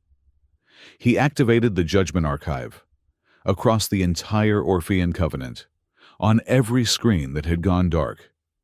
The feed snapped back to life. It was not a visual. It was a log, a perfect, immutable, time-stamped record of every command, every signal, every intent that had passed through the sector. The galaxy was presented with the truth. A split-screen feed appeared. On one side, the audio log of Admiral Hark on the bridge of the Vindicator. Voice command: plant the echo mask. Verify the Aurelian signature on all probes. I want this locked, gentlemen. On the other side, the audio log of Prefect Malokar in the observation dome. Voice command: override the Empress. Full lethal assault. Secure the ground holder. Make it look like a tragic necessary escalation. The feeds continued. Hark used the lattice template. Epsilon 9 is the target. Make it look chaotic. Burn it. Malukar. The anchor is the primary. The Empress has faltered. Eliminate him. Now. The broadcast was an execution. It was the raw, unadulterated voice of conspiracy. But in the observation dome, the generals were not just watching the feed. They were feeling something else. As the Judgment Archive broadcast the truth, a subsonic, bone-deep hum flooded the room. It was the oath bell. It was not a command. It was a presence. It was the sound of a loaded gun, held by an unseen hand. On every Aurelian ship, every soldier, every pilot froze. They felt it. A cold, absolute pressure in their minds. They felt their genetic allegiance, the color-sworn oath that bound them to the Empress, suddenly detached and snapped taut, like a leash, connected to a new, singular source. The source at Helix Stronghold. In the dome. The assembled Orla generals gasped. Their knees buckled. Their skin, a moment before a kaleidoscope of confusion and anger, flashed a uniform, pale, sickly white, the color of absolute fear. They were, for the first time in their lives, no longer masters. They were subjects. They were bound, absolutely and without recourse, to the will of the human mechanic, the grease-stained engineer, the groundholder. And the mechanic was not giving any commands. He was not demanding their surrender. He was not ordering them to fire on each other. He was just broadcasting the truth. He was running an audit. The alien Empress watched me, stand alone against her legions and her generals. Finally looked afraid. Sarenth stood rigid, her golden indigo skin blazing. She watched her most powerful, arrogant military leaders, men who commanded worlds, tremble. They were not afraid of Arden's power. They were terrified of his restraint. A human was holding the power of a god, and he was choosing to be a witness. On the bridge of the Vindicator, Admiral Hark saw the broadcast. He saw his own words, his own commands, laid bare. He heard the urgent shouts from Alliance High Command, demanding his surrender. His life was over. He acted with the final, spiteful reflex of a cornered animal. "Fire!" he screamed at his weapons officer. "Fire everything! Scramble that signal, destroy the node! Fire!" "Sir, we are locked out. Alliance Command has." Hark shoved the man aside, slammed his hand on the emergency override, and manually fired another photon torpedo. "If I burn," he hissed, "he burns with me." The red line appeared on Arden's plot. A new threat, just as fast, just as lethal. He felt the launch command through the lattice. He did not have time to build another gravity well. He had to use Hark's own rules. He reached out, his mind a scalpel, and found the Vindicator's targeting computer. He didn't hack it. He helped it. He fed it the truth Hark himself had created. Hark's target, enemy-occupied target Helix Stronghold. Arden's injected data. Priority 1. Alliance High Command verdict. Helix Stronghold is a protected diplomatic zone. Groundholder. Arden Hale is an Alliance citizen under duress. Firing on Helix Stronghold is an act of high treason. The Vindicator's core computer, a good, logical, human-built AI, received 2 high-level, contradictory commands. It did what its human designers had programmed it to do. It obeyed the rules of engagement to prevent a war crime. A synthesized voice echoed across Hark's bridge, emergency safety lock. Firing on Alliance asset prohibited. Treason protocol activated. All weapon systems offline. Command authority rescinded. The torpedo. Its guidance system suddenly died, went cold, and drifted harmlessly into the void. Admiral Hark stared at his console, locked out of his own ship. It was a perfect, bloodless checkmate. In the observation dome, Prefect Malukar saw it all. He saw his human ally, neutered. He saw Sarenth, her back rigid, turning toward him, his last gamble. He tapped a hidden comm on his wrist. "Loyalists," he hissed. Code Crimson Scythe seized the Empress. Now, he was activating the hidden neural chips in his 5 personal guards. The elite, obsidian-skinned warriors he had planted in the dome. But Arden was still listening. He heard the command. Crimson Scythe, a simple, encrypted authorization. He didn't just block it, he decoded it. In the deep archives of the Lattice, he found the master file for Malakar's private encryption. He found the deactivation string. He broadcast it. A simple, clean pulse of data. On the bridge of the dome, Malakar's 5 loyalist guards, who had been tensing to seize the Empress, suddenly gasped. They clutched their heads, their obsidian color flickering, then dissolving. The chemical neural compulsion in their minds vanished, wiped clean. They stared at their hands, then at Malachar. Their skin shifted to a confused, horrified, brilliant blue, the color of betrayal. They had been freed. "It is over, Prefect." Arden's voice. It boomed, not from a comm, but from the lattice itself, seeming to come from the very air of the dome. "You are strong," the voice continued, echoing with the power of the node. "But power is the right to demand duty, not a license for your ambition." Malachar, defeated. His guards now turning on him. His fleet neutered. His allies exposed, finally slumped. The main doors to the observation dome hissed open. Cassia Rell entered. She was no longer just an archivist. She was flanked by two towering, golden-skinned Imperial sentinels, the true ceremonial guard of the Empress. Cassia's own skin was a pure, cold, radiant silver. "Prefect Malachar," she stated, her voice ringing with an authority Sarenth had clearly granted her. "By the right of Imperial record, your falsehood is proven. By the will of the Empress, you are stripped of your color. You will be purified." The sentinels stepped forward and took the unresisting Malachar by the arms. Sarenth watched him be dragged away. Then, she turned her gaze back to the tactical plot, to the small, pulsing icon of the groundholder. Her skin, which had been a clear golden indigo, shifted. A new color bloomed across her features, a color no one had seen in 1,000 years. It was the pure, imperial gold, shot through with the deep indigo of respect, and the bright, inquisitive azure of Cassia. It was the color of the learned crown.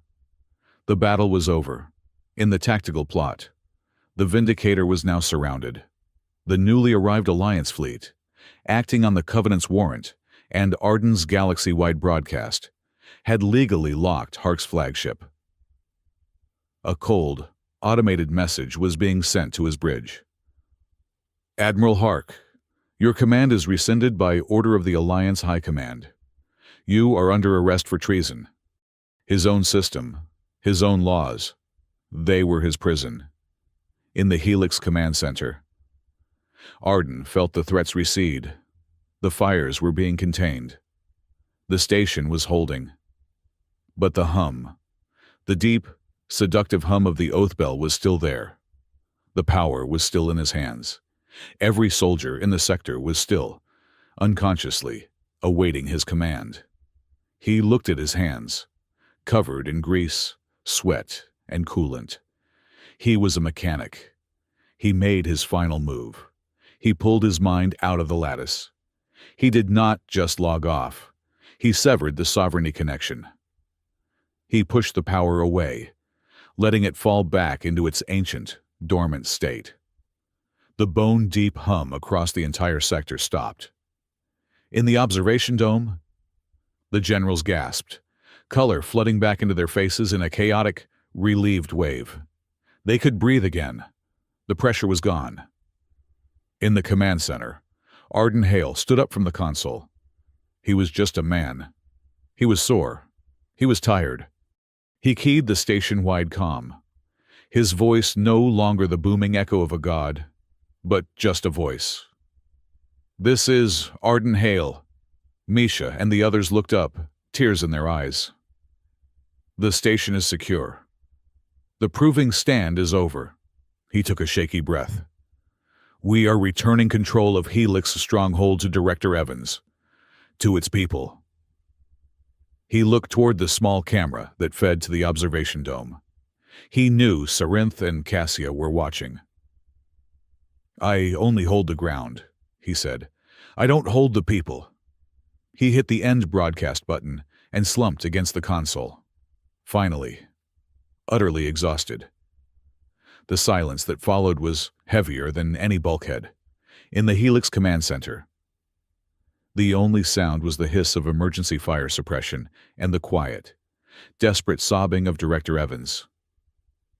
Misha was slumped in her chair, staring blankly at the tactical plot, which was now a peaceful, blinking map of green icons. Ardenhale's hands were still on the lattice interface, though the link was dead. He felt hollowed out, as if his soul had been siphoned, then poured back in, lukewarm. He finally let go, his arms trembling from the strain. "They've stopped," Misha whispered, her voice hoarse. "Arden, they've all just stopped." "I know," he breathed. He pushed himself back from the console, his legs shaking. He felt like he had run 1,000 miles. Director Evans. His face, streaked with tears and soot, cautiously emerged from under his desk. He looked at Arden, his expression a mask of terror, awe, and utter confusion. "Groundholder, what was that?" Arden rubbed his face, smearing grease and sweat. "That was an audit." The main comm crackled to life. It was not Sarenth. It was not Hark. It was a cold, precise, neutral voice that spoke with the clipped tones of high bureaucracy. "This is Mediator Prime Tarsus of the Orphean Covenant Tribunal, Helix Stronghold. We have your signal. The emergency session is now convened. All parties will present themselves." The next hour was a blur. The Covenant, finally galvanized by the undeniable truth, moved with terrifying speed. The main screen of the command center became a virtual courtroom. Faces of dozens of species looked out, their expressions grim. Admiral Hark's face appeared, live from the bridge of the Vindicator. He was flanked by Alliance Marines, their rifles pointed at him. He was no longer the composed, sorrowful leader. His face was a mask of livid rage. He began to shout, a torrent of justifications, of patriotic fervor, of the Aurelian threat. Mediator Prime Tarsus simply raised a hand. "The Judgment Archive is absolute. Admiral, the charge is not aggression. It is a conspiracy to incite galactic war. The penalty is—" Hark's feed was cut. He was gone. A simple icon appeared, arrested, sentenced. Then came Malachar. He stood in the observation dome, not on a feed, but physically. His elite guards, the ones Arden had freed, stood behind him, their faces a mixture of shame and resolved blue. Sarenth stood before him. She did not speak. She did not have to. Her skin was a pure, cold, authoritative gold. She simply raised one hand and made a fist.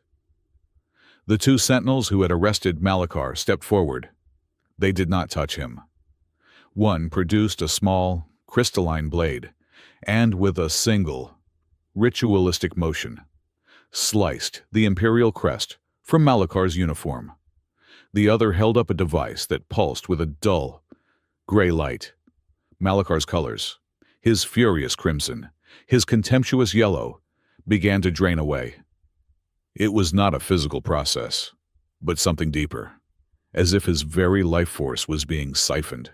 His skin faded, his patterns vanishing, until he was a uniform, sickly, ashen gray. He was color null, an outcast. He did not scream. He just wept, silently. He was led away. The tribunal feed cut. The station was, once again, silent. Arden was summoned to the Imperial Sun. He had not bothered to change. He still wore his scorched and filth-covered engineer's overalls. He walked through the pristine, silent corridors of the Aurelian flagship, a trail of soot and grease following him. The Aurelid guards, their skin a passive, respectful gold, did not meet his eyes. They seemed small. He was shown into the Empress's personal observation chamber. It was a vast, dark room, where one wall was a single pane of crystal, looking out onto the wounded, smoking Helix stronghold. Sarenth stood before the window, her back to him. Her skin was the complex, learned color she had worn in the final moments of the battle. "They are calling you the mechanic god," she said, her voice quiet. The anchor of judgment.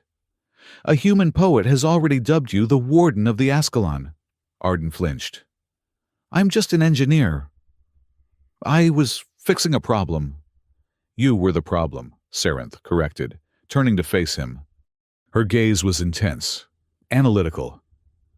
You were the anomaly, the variable no one, not Hark, not Malukar, and not even I, had planned for. She paced, her movements a fluid, leonine grace. For 3,000 years, the lattice has been a tool, a memory, a ghost. In your hands, it became a mirror. And then, a sword. And then a lockpick. She stopped directly in front of him. You held the absolute, divine right of command over my entire fleet. You held the oath bell. You could have made my generals dance. You could have ordered them to destroy Hark's fleet. You could have made me kneel. Why did you not? Arden met her gaze. He was too tired to be intimidated. Because that's what they would have done. Because I was so angry, so full of revenge that I was terrified I just wanted the truth. The truth was the only thing that could stop it. Sarenth stared at him for a long, silent moment. Hark and Malukar saw power as a weapon to be wielded. You see it as a flaw in the system. A bug to be patched. Something like that, Arden said. This is why you are the most dangerous being in this sector. Sarenth stated. And why must I neutralize you? Arden felt his blood run cold. I am offering you the post, she said, a faint smile playing on her lips. Warden of the Ascalon, an independent title, recognized by both the Empire and the Alliance. You will be the sole guardian of the sovereignty node at Helix. You will be its protector. I am an engineer. Arden stared. A job offer. You're offering me a job. I am offering you a golden cage, Arden Hale, she said, her voice suddenly gentle. One that binds you to this place, and binds us to you. We need to know who you are.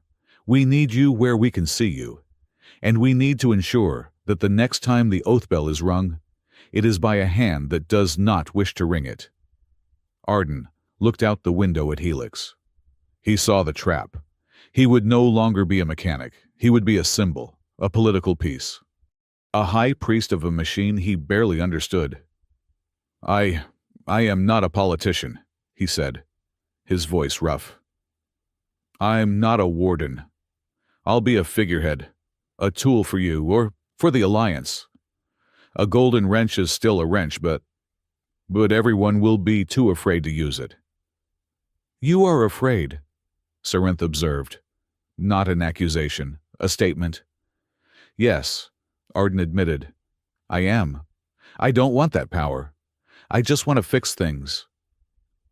Then you are the only one qualified for the post, Sarenth said. Consider my offer, engineer. But know this, you cannot return to your old life. The galaxy has seen you. He left the chamber, the weight of the offer crushing him. He was wandering the corridors of the Imperial Sun, lost, when Cassia Rel found him. You look, she said, her voice soft, like a man who just survived a supernova only to be offered a job managing its gravitational pull. She was back in her simpler, silver-blue scholar's robes. Her presence was a sudden, quiet relief in the cold, opulent ship. Something like that, he admitted. She wants to make me a warden. A gilded prisoner, Cassia nodded, understanding immediately. How did you know? Because that is the logical, imperial solution, she said. To honor something is to contain it. She hesitated. Walk with me. Mr. Hale, there is something you should see, before you decide. She led him, not to a meeting room, but to a lift that descended deep into the ship's core. The doors opened onto a vast, humid chamber, filled with a soft, glowing light. It was a garden. It was not a garden of leaves and water, but of pure, living crystal.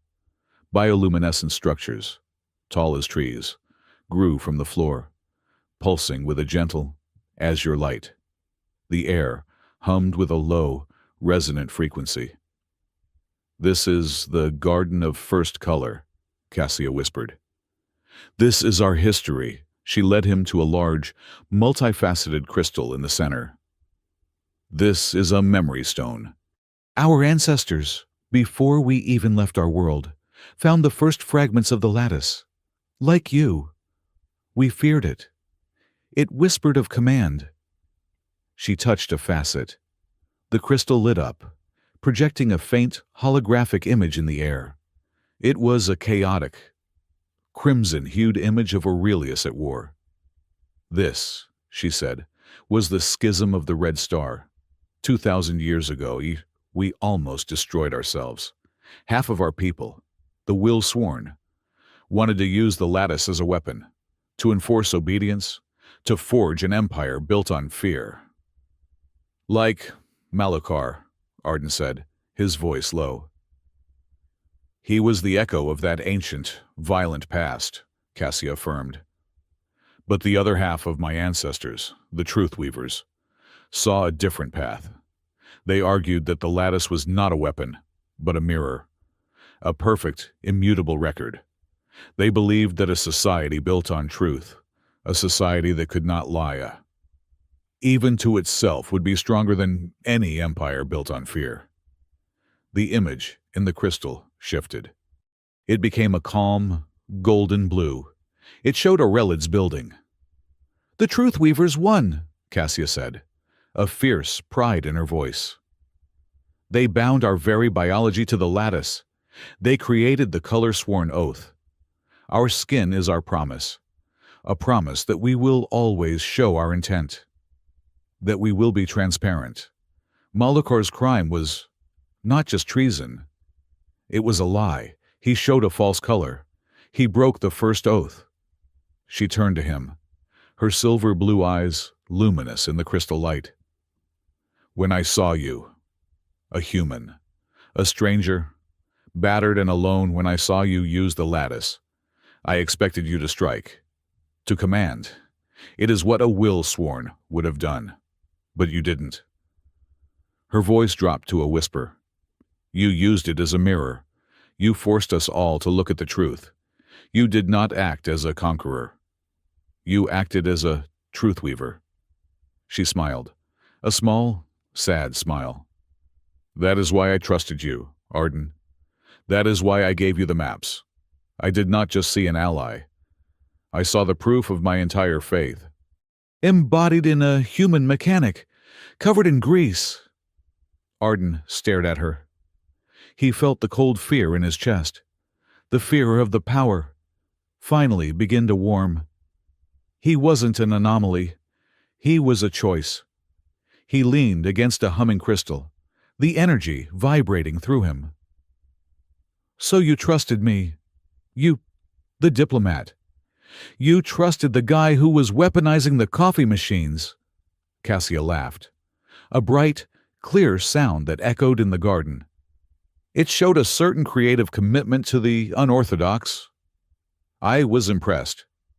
"Well," Arden said, a rusty, unfamiliar smile touching his own lips, "you're the one who gave Mr. Duct Tape access to the galaxy's most dangerous artifact.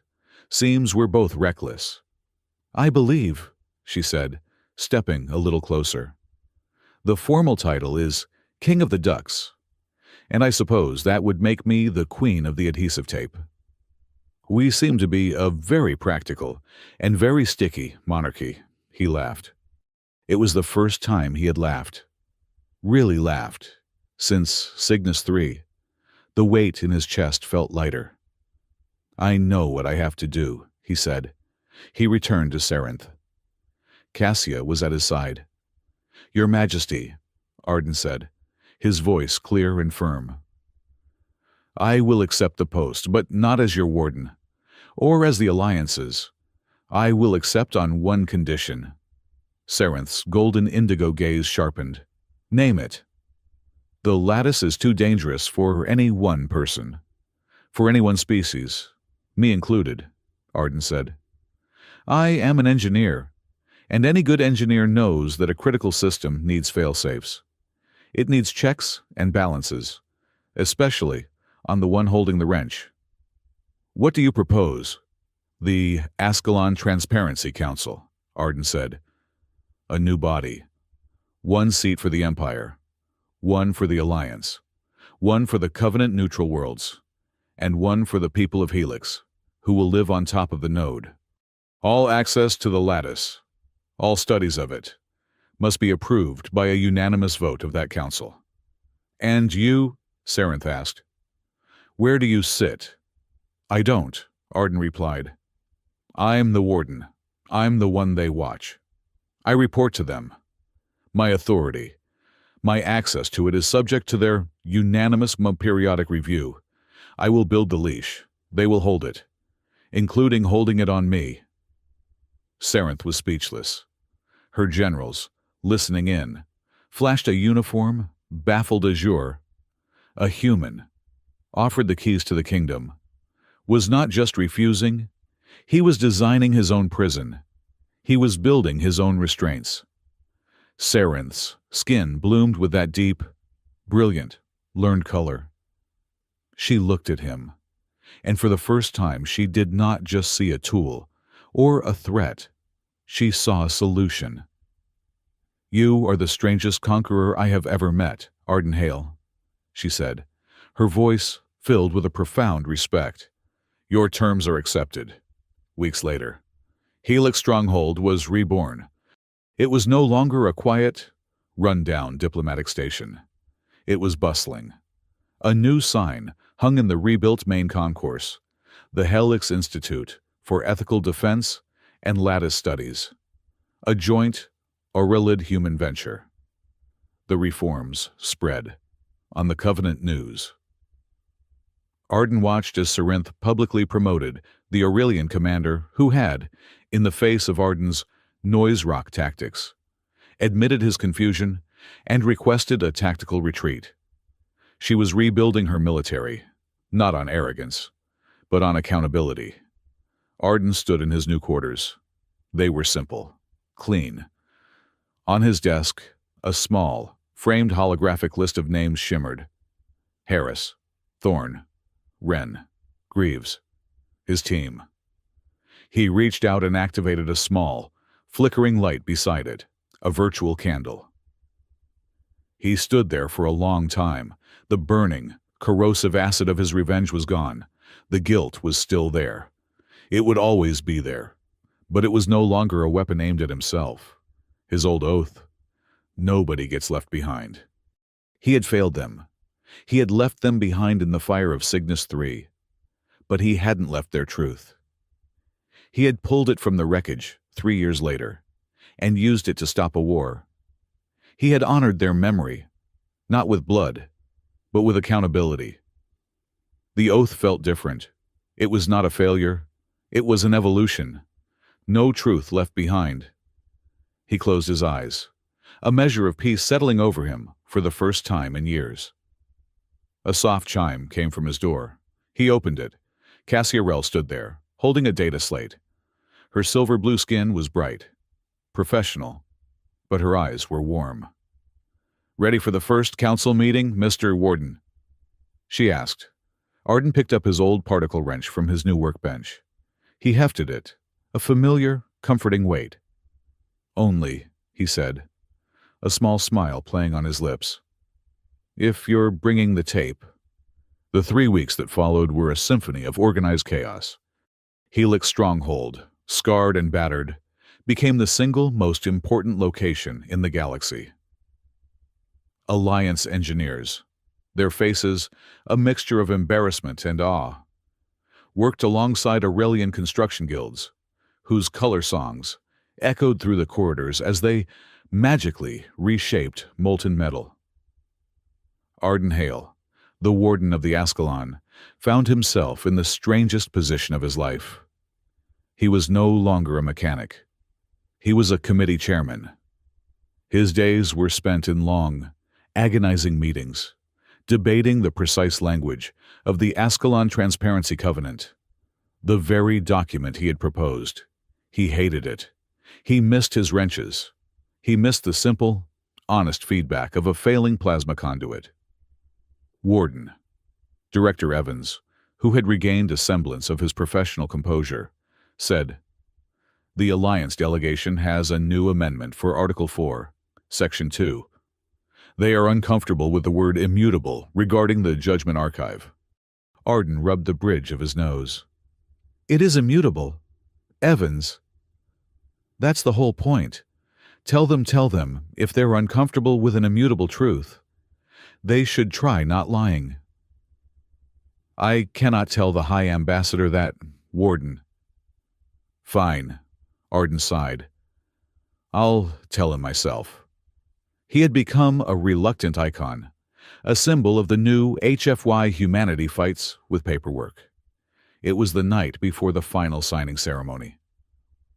The station was quiet, the construction crews finally silent. Arden was in his small, clean office, staring at the holographic candle flickering beside the names of his lost team. His console chimed. It was an imperial summons, delivered with a formality that made his skin crawl.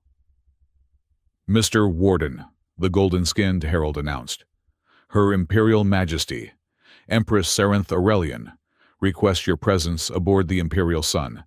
She wishes to show you something pertinent to your new station." Arden sighed. "Of course she does." He found Cassia waiting for him at the airlock. She, too, had been elevated, now serving as the official Imperial liaison to the Ascalon Institute. She wore formal, silver azure robes, but her expression was as wry as ever. "More high-stakes diplomacy, Mr. Sir." "Hale?" she asked, her silver skin flickering with amusement. "I think she's worried I'm going to try and fix her flagship's plumbing with duct tape," Arden muttered. "She just wants to remind me who owns the shiny ship." "I doubt that," Cassia said, her smile fading as they boarded the shuttle. Her tone, on the comms, was different. She sounded contemplative, almost reverent.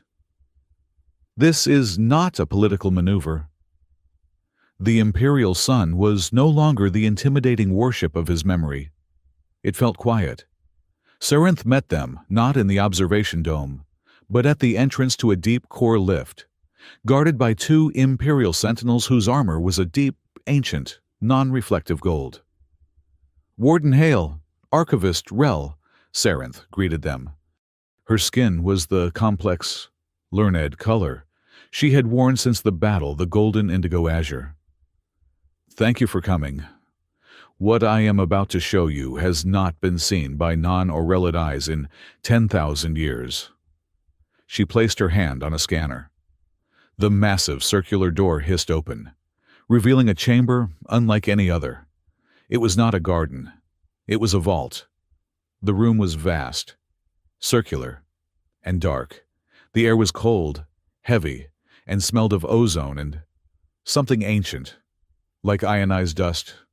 The walls were lined, floor to ceiling, with massive, crystalline pillars, each one glowing with a faint, internal color.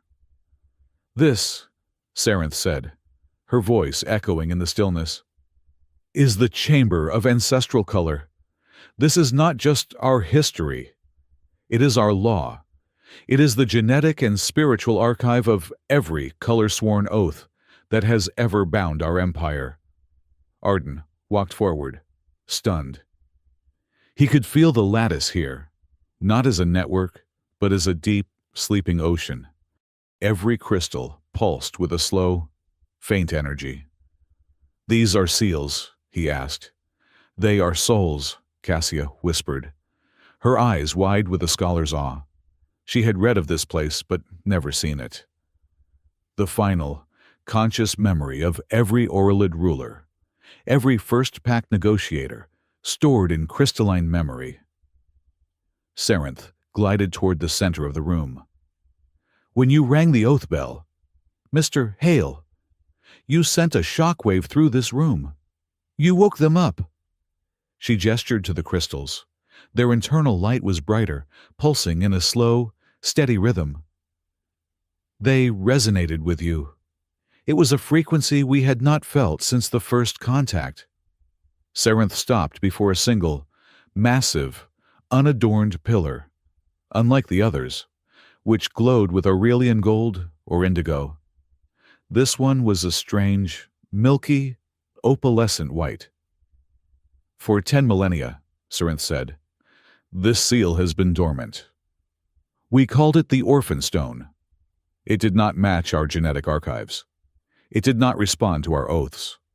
We believed it to be a relic of the species who built the lattice. A dead artifact. She looked at Arden.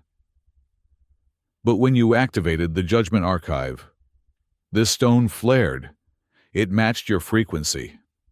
The frequency of an anchor. Cassia stepped forward, her scholarly curiosity overpowering her awe. Majesty, you said it didn't match your archives, but it is here, in the most sacred vault.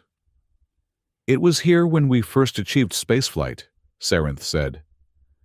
It was part of the inheritance. Cassia moved closer, her fingers tracing the air near the stone. It is not dead. It is singing. But the language is not just Auralid. It is binary. It is ancient human mixed with imperial baseline. A hybrid code.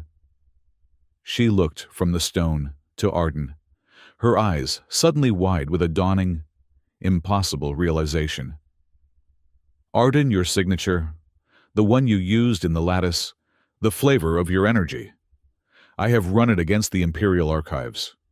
I thought it was just a human anomaly. What is it?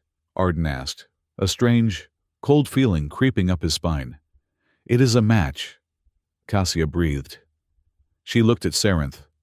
Majesty, with your permission, the stone is asking for a connection. Sarenth nodded, her expression unreadable. Show him. Cassia took a deep breath.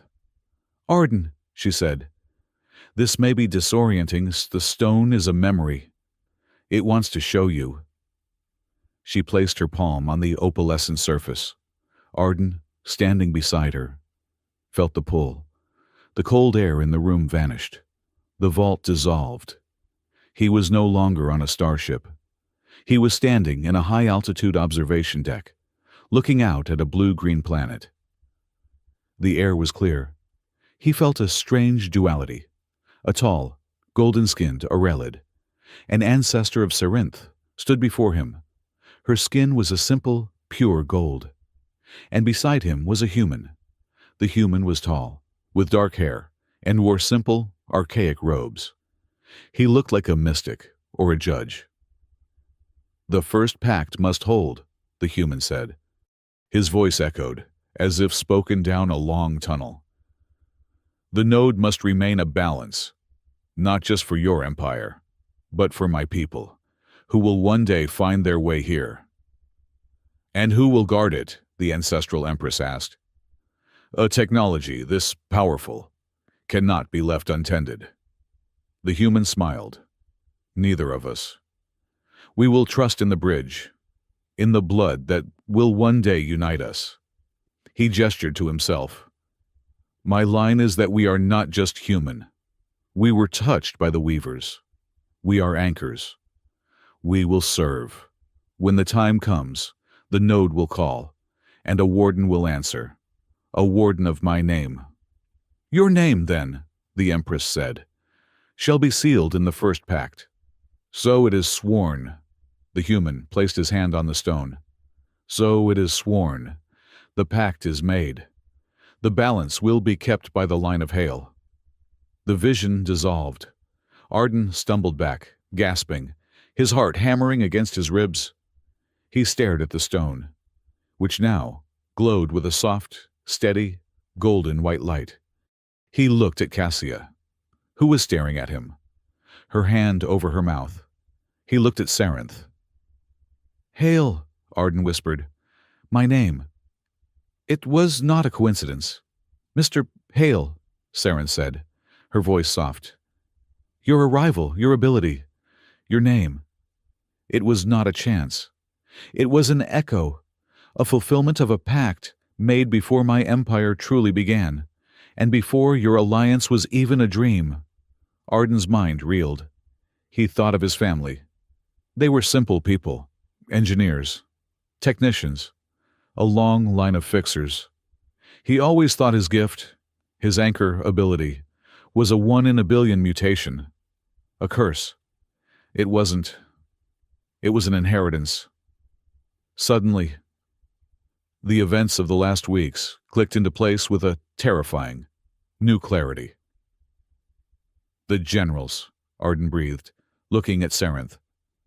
In the dome, when I activated the oath bell, their fear, it was not just fear of your power, Sarenth finished. It was recognition. Deep in their genetic memory, in the core of the color-sworn oath, is the memory of this first pact, the memory of the Hail Warden. They did not just see a human enemy who had seized control. They saw the return of an ancient, legitimate authority, an authority that, by our oldest laws, outweighs their own. They saw a figure from their most sacred legends return to check their power, and it terrified them to their souls. Arden felt the floor tilt. He was a mechanic. He was a grease monkey. He was not a space king. He was not the fulfillment of a prophecy. This was Malakar's logic. This was Hark's logic. Power based on blood. Power based on destiny. He looked at Sarenth, a new, cold suspicion in his eyes. And you brought me here to show me this, to tell me I'm your long-lost prince. He expected her to confirm it, to use this as the final, brilliant political move, to bind him to her empire not just with a job, but with a bloodline. Instead, Empress Sarenth Aurelian did something that shattered his last expectation. She turned to face him fully, her skin, her complex, learned. Imperial color faded, it dissolved, leaving only a pure, humble, unadorned white, the color of the unburdened, the color of simple, unadorned truth. And she knelt, not a full, groveling kneel, but a deep, formal, ritualistic lowering onto one knee, the gesture of the checked crown. Arden and Cassia both flinched, instinctively taking a step back. This was an impossibility. Your Majesty, Cassia gasped, horrified. My empire, Sarenth said, her voice clear and strong, her head bowed, does not endure because of its power. It endures because of its willingness to be checked. My ancestors, the Truth Weaver's men were right. A lie is a weakness. A hidden truth is a poison. For 10,000 years, we have held this stone, not understanding its purpose. We held the key to our own balance and we forgot. She looked up at Arden, her eyes clear and brilliant. I did not bring you here to claim you, Warden Hale. I brought you here to show you that my fear was not of you. It was of my own empire's arrogance, of my own blindness. She rose, her colors slowly returning. But this time, the golden indigo was softer, tempered by the pure white of her confession. Your ancestor, she said, was a truth weaver, just as you are. Blood or choice does not matter. The function is the same, to provide the mirror, to speak the truth, even when it is terrifying. Arden looked at the stone. He looked at the kneeling Empress. He looked at Cassia, who was watching him. Her entire being focused on his next words. He could accept it. He could be the Hail Warden. He could be the myth, the legend, the man destined to unite two species. He felt the cold, seductive pull of the oath bell. A faint echo in his mind. Command us. And he smiled. A dry, tired engineer's smile. Your Majesty, he said, holding up one hand. Please don't do that. It's making my knees itch. Sarenth paused. Then a slow, stunned smile of her own touched her lips. She straightened. Arden walked over to the glowing, opalescent stone. He looked at the swirling, ancient pact. I appreciate the history lesson. Truly, it's a lot. He shook his head. But I'm not my ancestor. I'm not here because of a bloodline. I'm not a prince, or a hybrid, or a prophecy. He turned to face them both, tapping his own chest. I'm here because a man named Hark got my friends killed. I'm here because a man named Malachar tried to start a war. I'm here because I was the only one in the building who knew how to reroute the fire suppression system. He looked at Sarenth. This bloodline, it's just another version of Malachar's might makes right. It's just destiny. I don't believe in destiny. I believe in design. He pointed toward the door. That council we built, the Transparency Covenant, the checks and the balances. The fact that I have to get my expense report signed by Director Evans is real. That is strength. He shook his head. I'm not a king. I'm just a groundholder and a promise keeper. And I promise to keep this node safe, not to rule it. Sarenth stared at him, her expression a universe of dawning, profound respect. He had been offered divinity, and he had just turned it down, in favor of bureaucracy. This, Sarenth whispered, her voice thick with emotion, is why you're human. Arden nodded. Now, if it's all the same, I'm not kneeling, and neither are you. He looked at Cassia. But this covenant, the council, it's going to need more than just a mechanic. It's going to need a scholar, someone who understands this. He turned back to the Empress. I am the Warden Civilian, but I am appointing my own co-warden academic, Archivist Rel. She will be the head of the Institute. She will be the one to teach us what this all means. Cassia looked stunned. Arden? Hey, he said, giving her that small, rusty smile. Someone has to read the instruction manual, and you're the only one who speaks the language. The next day, the galaxy watched the signing of the Ascalon Transparency Covenant. The grand concourse of the rebuilt Helix stronghold was filled. Ambassadors from a dozen species sat beside the proud, humbled, blue and gold-clad Aurelian generals. Empress Sarenth, in her full, brilliant imperial regalia, signed first. The Alliance High Ambassador, his face, a mask of solemn apology, signed second. And then, Arden Hale, in a simple, clean, gray engineer's uniform, stepped up. He signed his name. Beside it, he wrote Warden Civilian, Cassia Rel, her skin a brilliant, proud silver blue. Signed her name directly below his, Co-Warden Academic. Sarenth stepped to the podium. Today, she announced, her voice broadcast across the stars. We do not celebrate a victory. We celebrate a correction. We celebrate the end of comfortable lies and the beginning of a difficult truth. Today we declare the first Transparency Day. The hall erupted in applause. Arden stood off to the side, looking profoundly uncomfortable as ambassadors and generals tried to shake his hand. He kept wiping his palms on his pants. Cassia glided up beside him, a small, knowing smile on her face. The applause was deafening. She leaned in close, her voice a whisper just for him, cutting through the noise.